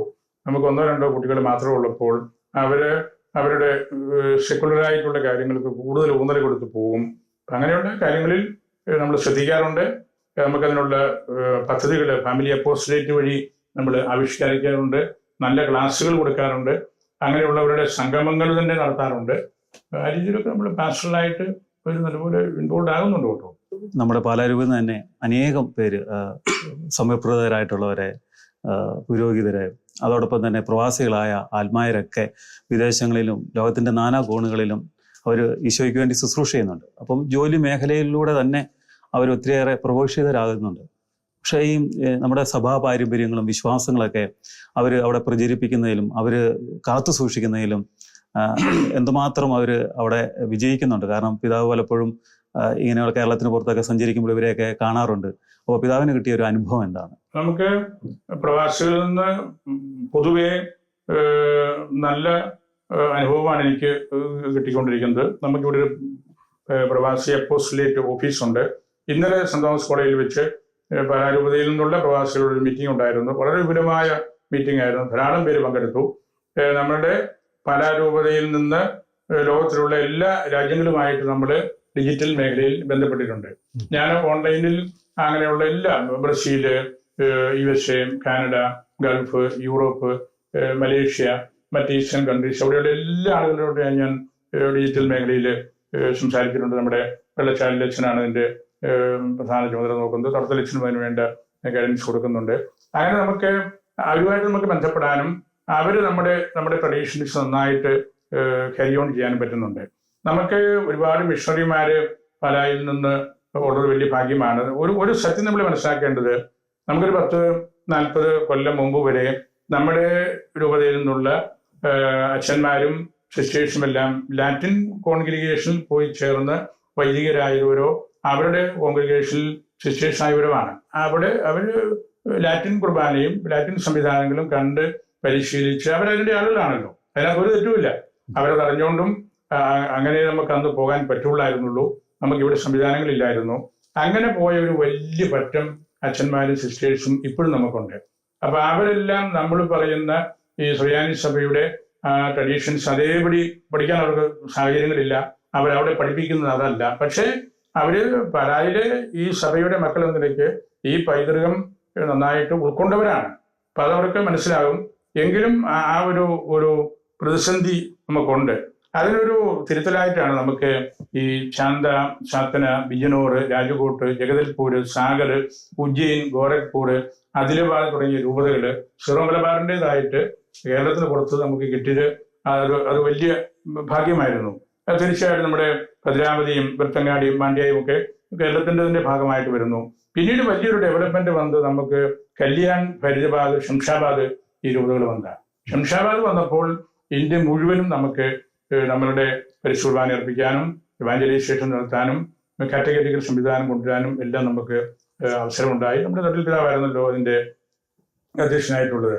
അതുകൊണ്ട് ഈ പ്രവാസികളിലൂടെയുള്ള നമ്മളുടെ ഈ പൈതൃകത്തിന്റെ സംരക്ഷണം നമ്മൾ ഇനിയും അവരെ അതിൽ കൂടുതൽ ആഴപ്പെടുത്തണം. അവർ നല്ല ശക്തമായ രീതിയിൽ ഈ പറഞ്ഞ രൂപതകളിലെ ആളുകളൊക്കെ ഈ കൂട്ടത്തിൽ നിൽക്കുന്നവരാണ്. ലാറ്റിൻ ട്രഡീഷനിൽ പഠിച്ച് അതിന് ആ സഭയ്ക്ക് വേണ്ടി ശുശ്രൂഷ ചെയ്തുകൊണ്ടിരിക്കുന്ന ആളുകൾ ഇപ്പോഴും കുറച്ച് പ്രയാസം, അത് ഗ്രാജുവേറ്റ് ചെയ്ത് വരും. അതിൻ്റെ ഒരു പാസ്റ്ററൽ എൻട്രി എന്ന് പറയുന്നത് നമ്മൾ പ്രാർത്ഥിച്ചും ഇരുകൂട്ടരും ലാറ്റിൻ ബിഷപ്സും നമ്മുടെ ബിഷപ്സും അവിടെയുള്ളത് ആലോചിച്ച് ചെയ്യേണ്ട കാര്യമാണ്. ആ പ്രൊഫഷനാണ്. ഇപ്പോൾ ശംഷാബാദ് വന്നപ്പോൾ നമുക്ക് പരിശുദ്ധാനന്ദ എന്നും പറഞ്ഞു, നമ്മളുടെ സുവിശേഷവൽക്കരണം എന്ന് പറയുന്നത് it is not the conquering of the territory of any other person. നമ്മളുടെ സ്പേസ് എവിടെയാണെങ്കിലും നമ്മൾ കണ്ടെത്തുക എന്നുള്ളതാണ്. മറ്റൊരാളുടെ സ്പേസ് നമ്മൾ കയറി പിടിക്കുകയല്ല. നമ്മുടെ സ്പേസ് എന്താണ്? നമ്മുടെ സ്പേസ് ഇന്ത്യ മുഴുവനാണ്, നമ്മുടെ സ്പേസ് ലോകം മുഴുവനാണ്. അതുകൊണ്ട് നമുക്ക് ഈ സുവിശേഷവൽക്കരണം എന്ന് പറയുന്നത് മൈഗ്രൻസിന്റെ കെയർ മാത്രമല്ല. പലപ്പോഴും നമ്മൾ അതാണ് എളുപ്പം, അങ്ങനെ നമുക്ക് എത്ര പേര് നമ്മുടെ സഭയിൽ നിന്നുള്ളവരുണ്ട്, അവരെ നമുക്ക് നോക്കാം. അതല്ലല്ലോ എവാഞ്ചലൈസേഷൻ എന്ന് പറയുന്നത്. നമ്മൾ വെർജിൻ ലാൻഡിൽ പോയി നമ്മൾ നല്ലപോലെ ജീവിച്ച് പ്രാർത്ഥിച്ച് പുണ്യപ്പെട്ട ജീവിതത്തിലൂടെ അല്ലെ നമ്മൾ കുർബാന ചൊല്ലുന്നത് കണ്ട് അങ്ങനെ മറ്റ് മതങ്ങളിൽപ്പെട്ടവര് ഈ സത്യവിശ്വാസം ഇതാണെന്ന് മനസ്സിലാക്കി വരുമ്പോഴാണ് എവാഞ്ചലൈസേഷന്റെ പ്രോസസ് നടക്കേണ്ടത്. അത് ഇന്ത്യക്ക് ലോകത്തിലെ ഏറ്റവും കപ്പാസിറ്റി ഉള്ള രാജ്യം ഇന്ത്യയാണ്. ഇന്ത്യയിൽ മുഴുവനും നമുക്കത് കിട്ടിയപ്പോൾ വലിയ ദൈവാനുഗ്രഹപ്രദമായൊരു കാര്യമാണ് നമുക്ക് കിട്ടിയത്. കൂടുതൽ സാധ്യതയുണ്ട്. ഈ രൂപതകളിലൊക്കെ നിൽക്കുന്ന അച്ഛന്മാരും അൽമാരും ഒക്കെ നല്ല സ്വഭാവബോധം പുലർത്തുന്നവരാണ്. അതുപോലെ തന്നെ അതിനോട് ചേർന്നൊരു ചെറിയൊരു സംശയം ഇതായി, ഈ വലിയൊരു യുവജനങ്ങൾ ഒരു കുടിയേറ്റം വെളിയിലേക്ക് വന്നിട്ടുണ്ട്. അപ്പോൾ അത് ഈ എല്ലാവരും തന്നെ അതൊരു ഭീഷണിയാണെന്നൊക്കെ പറഞ്ഞു. പക്ഷേ ഇതിലൂടെ പിതാവ് പറഞ്ഞ പോലെ അതൊരു വിശ്വാസത്തെ പരിപോഷിപ്പിക്കുന്ന ഒരു നന്മയായിട്ടും കൂടെ ഇതിനെ കാണാൻ സാധിക്കുന്നുണ്ട്. അല്ല, അങ്ങനെ കാണണമെന്ന് തന്നെയാണ് എൻ്റെ ഒരു ചിന്ത. ഞാൻ എപ്പോഴും അത് പറയാറുള്ളത്, ഈ മൈഗ്രേഷൻ എന്ന് പറയുന്നത് it is a process, it is not a problem. നമ്മൾ അതിനെ പ്രോബ്ലമായിട്ട് കണ്ട് നമ്മളിലൂടെ പരിഹരിക്കപ്പെടേണ്ട ഒരു കാര്യമായിട്ട് നമ്മൾ അതിനെ എടുക്കരുത്. എല്ലാ രാജ്യങ്ങളിലും മൈഗ്രേഷൻ ഉണ്ട്. മാർപ്പാപ്പ തന്നെ പറഞ്ഞല്ലോ, മാർപ്പാപ്പയുടെ മാതൃരാജ്യത്തെ കുറിച്ച്, ഞങ്ങൾ മൈഗ്രൻസ് ആണ്. പക്ഷേ മൈഗ്രൻസ് ആയിട്ട് നമ്മൾ ഇവിടെ വരുമ്പോൾ എവിടെ ചെല്ലുന്നോ ആ രാജ്യത്തിന്റെ വാല്യൂസ്, അതിന്റെ കൾച്ചർ, അവിടുത്തെ വിശ്വാസ സംഹിത അതുകൂടെ കാണാനും കേൾക്കാനും ഉൾക്കൊള്ളാനും പറ്റണം. ഇപ്പൊ നമ്മുടെ പാലായിൽ നിന്ന് പോകുന്ന ആളുകളൊക്കെ ഈ ലോകത്തിലെ വലിയ മെഗാ സിറ്റികളിലാണ് അവർ പലരും താമസിക്കുന്നത്. ഞാൻ തന്നെയും ഈ 3 ആഴ്ചത്തെ ശുശ്രൂഷയിൽ പാലാരൂപതയിൽ നിന്നുള്ള എല്ലാ അച്ഛന്മാരെയും സെമിനാരിക്കാരെയും കണ്ടു. സ്വിറ്റ്സർലൻഡിലെ സൂറിച്ചിൽ വെച്ച് ഞങ്ങൾ ഒന്നിച്ചുകൂടി 43 പേരുണ്ടായിരുന്നു. നമ്മുടെ രൂപതയിലെ പാലാരൂപതയിലെ അച്ഛന്മാരും സെമിനാരിക്കാരുമായിട്ടുള്ളവര്. അത് വലിയൊരു കാര്യമാണ്. അവർ പാരീസിൽ നിന്ന് വരുന്നു, ഇംഗ്ലണ്ടിൽ നിന്നുള്ളവര്, അല്ലെ പോർട്ടുഗലിൽ നിന്നുള്ളവര്, റോമിൽ നിന്നുള്ളവര്, ജർമ്മനിയിൽ നിന്നുള്ളവര്. അത് തന്നെ നമുക്ക് വലിയൊരു കൺസോളേഷനാണ്. അവരോട് ഞാൻ പറഞ്ഞു, നമ്മൾ വലിയൊരു അപ്പസ്തോലിക് ട്രഡീഷൻ ഏറ്റുവാങ്ങി അത് ഈ രാജ്യത്ത് കൊണ്ടുവന്ന് നമ്മൾ കൊടുക്കുന്നു, നമ്മൾ ജീവിക്കുന്നു. അതോടൊപ്പം ഈ രാജ്യം കാത്തു സൂക്ഷിക്കുന്ന മൂല്യങ്ങൾ, അതിൻ്റെ പ്രസക്തി, അവിടെ നിന്ന് നമ്മൾ പഠിച്ചെടുക്കേണ്ട കാര്യങ്ങൾ, അതും നമ്മൾ ഉൾക്കൊള്ളണം. അങ്ങനെ വരുമ്പോഴാണ് ഈ മൈഗ്രേഷൻ വെറും ഒരു പ്രോബ്ലമായിട്ട് നിൽക്കാതെ നന്നായിട്ട് നമ്മളെ കാണേണ്ടത്. ഞാനതേക്കുറിച്ച് കാണുന്നത് ഒരു 10-50 കൊല്ലം മുമ്പൊക്കെ മൈഗ്രേറ്റഡ് ആയിട്ട് പോയ ആളുകൾ, അവര് പോയി 10 കൊല്ലം ജോലി ചെയ്തു, നാട്ടിൽ പണം കൊടുത്തു, മാതാപിതാക്കളെ സംരക്ഷിച്ചു, അവർക്ക് തിരിച്ചു പോരാൻ വിഷമമൊന്നുമില്ല. വിഷമം വരുന്നത് എവിടെയാ? ഈ 50 കൊല്ലം അവിടെ താമസിച്ച ആള് അവരുടെ മക്കളുടെ മക്കളും വരുമ്പോൾ അവര് ജനിച്ചതും കണ്ടതും കേട്ടതും പറഞ്ഞതും ഭക്ഷിച്ചതും ആ രാജ്യത്തിന്റെ കാര്യങ്ങളാണ്. അപ്പൊ അവരെ സംബന്ധിച്ച് അവര് തിരിച്ചിങ്ങോട്ട് വരണമെന്ന് പറയുമ്പോൾ ആ കുഞ്ഞുങ്ങൾക്ക് അത് വലിയ സ്ട്രഗിളാണ്. അത് അത്ര എളുപ്പവുമില്ല. അതുകൂടെ മനസ്സിലാക്കിക്കൊണ്ടാണല്ലോ നമ്മൾ അമേരിക്കയിലും കാനഡയിലും ഇംഗ്ലണ്ടിലും ഓസ്ട്രേലിയയിലും എല്ലാം നമ്മളുടെ രൂപതകള് പരിശുദ്ധാവും സിനഡും സ്ഥാപിച്ചതും നമ്മളുടെ അച്ഛന്മാരെ രൂപതാധ്യക്ഷന്മാരായിട്ട് കൊടുത്തതും ആണ് ഇതിന്റെ ആൻസർ. ആ പിള്ളേര് ഇങ്ങോട്ട് തിരിച്ചു വരണം എന്ന് നമ്മൾ വാശി പിടിക്കരുത്. അങ്ങനെ വാശി പിടിച്ചാൽ ഈ രൂപത എന്ത് ചെയ്യും? ഈ രൂപതയുടെ ഉത്തരവാദിത്വമാണ്. അതായത് ഈ പുറത്ത് സ്ഥാപിക്കപ്പെട്ട ആ 4 രൂപതകള് ആണ് ഇവിടെ നിന്ന് പോയിട്ടുള്ള നമ്മളുടെ മക്കളുടെ അല്ലെങ്കിൽ കുടുംബങ്ങളുടെ കാര്യങ്ങൾ നോക്കേണ്ടത്. അപ്പൊ അവിടെ ഈ ഒരു ഇന്റഗ്രേഷൻ പറയണം. നമ്മുടെ തോമാസ് ശ്ലീഹായുടെ പൈതൃകവും കേരളത്തിന്റെ പശ്ചാത്തലവും അവരെവിടെയായിരിക്കുന്നുവോ ആ രാജ്യത്തിന്റെ സംവിധാനങ്ങളും അവർ മനസ്സിലാക്കണം. അവര് മുതിർന്ന ആളുകൾക്കൊക്കെ ഈ നമ്മുടെ മാതൃരൂപതയോട് നല്ല സ്നേഹമുണ്ട്, വലിയൊരു കൂട്ടായ്മയിൽ നിൽക്കാൻ അവർ ആഗ്രഹിക്കുന്നുണ്ട്. പക്ഷെ അവരുടെ കുട്ടികള് ഇവിടെ ജനിച്ച് വളരാത്തവരുടെ ഒരു വലിയ ഗ്രൂപ്പ് വരുമ്പോഴേ അവർക്ക് നമ്മൾ ഈ പറയുന്ന ആ ഒരു പല സെന്റിമെന്റ് അല്ലെങ്കിൽ കേരള സെന്റിമെന്റ് അവർക്കത്ര ഇത് ഉണ്ടാകില്ല. അപ്പൊ അവര് വീട്ടിലാണെങ്കിൽ പോലും അവര് മാതാപിതാക്കൾ പറയാറുണ്ട് അവർക്ക് അത് അത്ര എളുപ്പമല്ല. പക്ഷെ അവരെ നമ്മൾ ഈ രൂപതകളിലൂടെ നമ്മളുടെ ഈ കുർബാനയും നമ്മുടെ യാമപ്രാർത്ഥനയും നമ്മളുടെ എക്ലീഷ്യൽ സ്പിരിച്വാലിറ്റിയും ഒക്കെ പറഞ്ഞു കൊടുത്ത് പഠിപ്പിച്ച് നല്ലൊരു എക്ലേഷ്യൽ ബിൽഡിംഗ് അപ്പ് ഈ UK-യിലും USA-യിലും ഓസ്ട്രേലിയയിലും കാനഡയിലും നടക്കുന്നുണ്ട്. അങ്ങനെയാണല്ലോ സഭ വളരേണ്ടത്. ഈ തോമാശ്ലീഹായുടെ പൈതൃകം ലോകത്തിന്റെ അതിർത്തി വരെ എത്തുന്നത് അങ്ങനെയാണ്. ആ കാര്യത്തിൽ ഈ മൈഗ്രേഷൻ ഉപകാരപ്പെടുന്നുണ്ട്. മൈഗ്രേറ്റഡ് ആയിട്ട് ആളുകൾ പോയത് കൊണ്ടാണല്ലോ നമുക്ക് ഔട്ട്സൈഡ് കേരളയും ഔട്ട്സൈഡ് ഇന്ത്യയും ഈ രൂപകളെല്ലാം കിട്ടിയത്. അതുകൊണ്ടാണല്ലോ. അപ്പൊ അതിനെ നമ്മൾ ആ രീതിയിൽ കാണണം. അത് നമുക്ക് ആർക്കും തടഞ്ഞു നിർത്താൻ പറ്റുന്ന കാര്യമല്ല. നമുക്ക് നമ്മുടെ ഈ രാജ്യത്തുള്ള എല്ലാവർക്കും ആര് നോക്കിയാലും നമുക്ക് ജോലി കൊടുക്കാൻ പറ്റുകയില്ല. മാക്സിമം നമ്മൾ ട്രൈ ചെയ്യുന്നുണ്ട്, സർക്കാരും പരിശ്രമിക്കുന്നുണ്ട്. പക്ഷേ കൂടുതൽ ബെനിഫിഷ്യൽ ആയിട്ടുള്ള കാര്യങ്ങൾ ഉണ്ടാകും എന്ന് കരുതിയാണ് അവർ പോകുന്നത്. അങ്ങനെ പോകുന്നവർ ചിലർ പരാജയപ്പെടാറുണ്ട്. അവരോട് പറഞ്ഞ് ജോലി കിട്ടുന്നില്ല, അവിടെ ചെല്ലുമ്പോൾ അവർക്ക് കിടപ്പാടം കിട്ടുന്നില്ല, പറഞ്ഞ് ശമ്പളം കിട്ടുന്നില്ല, അല്ലെങ്കിൽ അവർ ചിലരൊക്കെ ആത്മഹത്യക്ക് വിധേയരാകുന്നു, അവിടെ ചെന്ന് മയക്കുമരുന്നിന് അടിയപ്പെടുന്നവരുണ്ട്. അങ്ങനെയുള്ള ഒരുപാട് ഇഷ്യൂസ് ഉണ്ട്. പക്ഷെ അതതിൻ്റെ ഒരു നെഗറ്റീവ് വശം മാത്രമാണ്. ഈ സഭ വളരുന്നത് ലോകം മുഴുവനിലും നമ്മുടെ ആളുകൾ എത്തുമ്പോഴാണല്ലോ. അത്തരത്തിൽ ഈ മൈഗ്രേഷനുള്ള പ്രോസസ്സ് അത് മുമ്പോട്ട് പോകും. പിന്നെ ഇന്ത്യ ഏതെങ്കിലും ഒരു കാലത്ത് വളരെ ഫിനാൻഷ്യലി വെൽ എക്വിപ്ഡ് ആയിട്ട് മാറുമ്പോൾ പിന്നെ മൈഗ്രേഷന്റെ ആവശ്യം തോന്നുകയില്ല. നമുക്കിപ്പോൾ കമ്പ്യൂട്ടർ സിസ്റ്റം സംവിധാനങ്ങളെല്ലാം ഇവിടെയുണ്ട്, വലിയ നല്ല ശമ്പളമുണ്ട്, സ്കൂൾ കോളേജ് തലത്തിൽ എയ്ഡഡ് മേഖലയിൽ ഒന്നാന്തരം സാലറി കിട്ടുന്നുണ്ട്. അങ്ങനെയുള്ളവർക്ക് പുറത്തേക്ക് പോകേണ്ട ആവശ്യം തോന്നുകയല്ലോ. അത് കാലക്രമേണ ഇന്ത്യ ആ ഒരു നിലവാരത്തിലേക്ക് വരും എന്ന് തന്നെയാണ് എൻ്റെ ഒരു ചിന്ത. അപ്പോൾ ഓട്ടോമാറ്റിക്കായിട്ട് ഈ മൈഗ്രേഷൻ കുറയും, നമ്മുടെ ആളുകൾ ഇവിടെ തന്നെ ആകും. അതിൻ്റെ വേറൊരു ദിശയിലുള്ള വളർച്ചയുടെ ഫലമായിട്ട് വരേണ്ടതാണ്. അവസാനമായിട്ട് ഒരു ചോദ്യം കൂടെ പിതാവേ, പ്രത്യേകിച്ച് പാലാ രൂപതയുടെ വലിയൊരു അങ്ങേ വിഭാവനം ചെയ്തതാണ് ഈ പാലാ ഹോം മിഷൻ. ഏകദേശം ഒരു പാലാ രൂപത കൺവെൻഷനിൽ അങ്ങ് പ്രഖ്യാപിച്ച അങ്ങയുടെ ഒരു പത്രമേനിയുടെ ഭാഗം തന്നെ ഭവനമില്ലാത്തവർക്ക് അങ്ങ് കൊടുക്കുവാനായിട്ടൊക്കെ, അതങ്ങനെ ഏകദേശം 1000-ലേറെ ഭവനങ്ങൾ പാലാ രൂപതയിലുണ്ടായി. ഇനി ഈ പാവപ്പെട്ടവൻ്റെ കണ്ണീരൊപ്പാനും ആധ്യാത്മികമായിട്ട് വിശ്വാസികൾക്ക് വളർച്ച ഉണ്ടാകാനും ഈ പ്ലാറ്റിനം ജൂബിലിയിലേക്ക് പ്രവേശിക്കുക പാലാ രൂപതയ്ക്ക് ഇനി എന്തൊക്കെയാണ് പുതിയ സ്വപ്നങ്ങളും പദ്ധതികളൊക്കെ? പ്ലാറ്റിനം ജൂബിലിയുടെ പ്രോജക്ട്സ് പിന്നെ ഒരു കൊല്ലം നീണ്ടു നിൽക്കുന്ന പദ്ധതികളാണ്. വൈവിധ്യമാർന്ന പദ്ധതികളുണ്ട്. ഞാൻ ഈ ഹോം പ്രോജക്റ്റിനെ കുറിച്ച് ഒരു വാക്കെന്ന് പറഞ്ഞോട്ടെ. ഞാൻ വള്ളിക്കാപ്പറമ്പിൽ പിതാവിൻ്റെ കാലത്തും ഒരുപാട് സാധാരണക്കാർക്ക് വീടുകൾ വെച്ച് കൊടുക്കുകയും ആ ഒരു സോഷ്യൽ സെക്യൂരിറ്റി ഉറപ്പാക്കാൻ വേണ്ടി പിതാവും വളരെയധികം പരിശ്രമിച്ച ആളാണ്. ഞാൻ ഈ ശുശ്രൂഷ ഏറ്റെടുത്ത് കഴിഞ്ഞ് ഒരു 5-6 കൊല്ലം മുമ്പ് ഇതിൻ്റെ ഒരു സർവേ നടത്തിയിരുന്നു.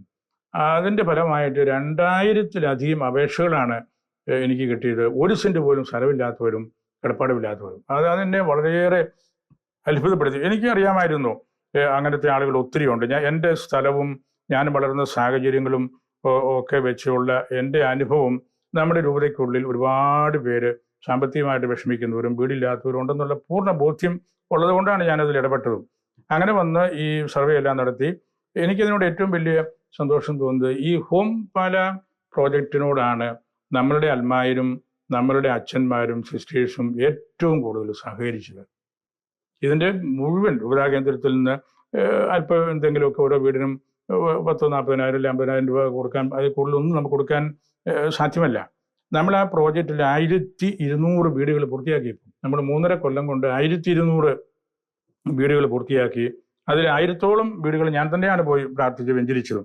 അച്ഛന്മാർ നിർബന്ധിക്കും പിതാവിൻ്റെ ഒന്ന് വരണം. അപ്പോൾ എനിക്ക് സാധാരണക്കാരുടെ വീടുകളൊക്കെ പോകാം, അവിടെ ഒന്ന് കാണാം. അവിടെ ചെല്ലുമ്പം നമ്മുടെ ആളുകളും കൈക്കാരന്മാരും ഭക്തസംഘടനക്കാരും എല്ലാം ഉണ്ട്. അങ്ങനെ വലിയ കൂട്ടായ്മകളായിട്ട് അത് മാറാറുണ്ട്. ഇനിയും ആ പ്രോജക്റ്റ് തുടരണം. ഈ പ്ലാറ്റിനം ജൂബിലിയിൽ എൻ്റെ ഏറ്റവും വലിയൊരു ആഗ്രഹം ഇതിൻ്റെ കണ്ടിന്യൂവേഷനാണ് വേണ്ടത്. അതായത് ഈ ഹോം പാലാ ഒരു 2000 വീട് വരെ കൊണ്ട് എത്തിക്കണം. അച്ഛന്മാർ വളരെ താല്പര്യം എടുക്കുന്നുണ്ട്.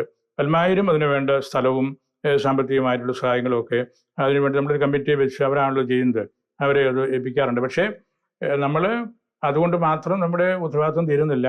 നമുക്ക് രോഗികളായിട്ട് കിടക്കുന്നവരുണ്ട്. ഞാൻ ഇതിലേക്ക് പ്രവേശിക്കുമ്പോൾ ചെയ്യാൻ ഉദ്ദേശിക്കുന്ന കാര്യം വളരെ നിർധനരായിട്ടുള്ള ആളുകളെ മെഡിസിറ്റിയിൽ തന്നെ പോയി കണ്ട് അവർക്ക് വേണ്ട ചികിത്സകൾ ചെയ്തു കൊടുക്കുന്ന ഒരു റെഗുലർ പാറ്റേൺ ചെയ്താൽ കൊള്ളാമെന്ന് എനിക്ക് ആഗ്രഹമുണ്ടായിരുന്നു. ഈ മലയോര പ്രദേശത്തും അല്ലെ സാമ്പത്തികം ഒന്നുമില്ലാത്തവർ, അവർക്ക് ഇവിടെ വരാനും വണ്ടിയിൽ കയറി വരാൻ പറ്റുകയില്ല, മറ്റ് പ്രൈവറ്റ് വാഹനമാകുമ്പം സാമ്പത്തികമില്ല. അങ്ങനെയുള്ളവരിലേക്ക് കൂടുതൽ എത്താനായിട്ട് ഞാൻ ഈ രൂപതയുടെ പല സ്ഥലത്തും ഈ ആശുപത്രിയുടെ ചെറിയ ഹോസ്പിറ്റൽസ് സ്ഥാപിച്ചു. അതുകൊണ്ടാണ് അപ്പം ആ രീതിയിൽ നമുക്ക് ആരോഗ്യപരമായ മേഖലകളിൽ കൂടുതൽ എത്തിപ്പിടിക്കേണ്ടതുണ്ട്.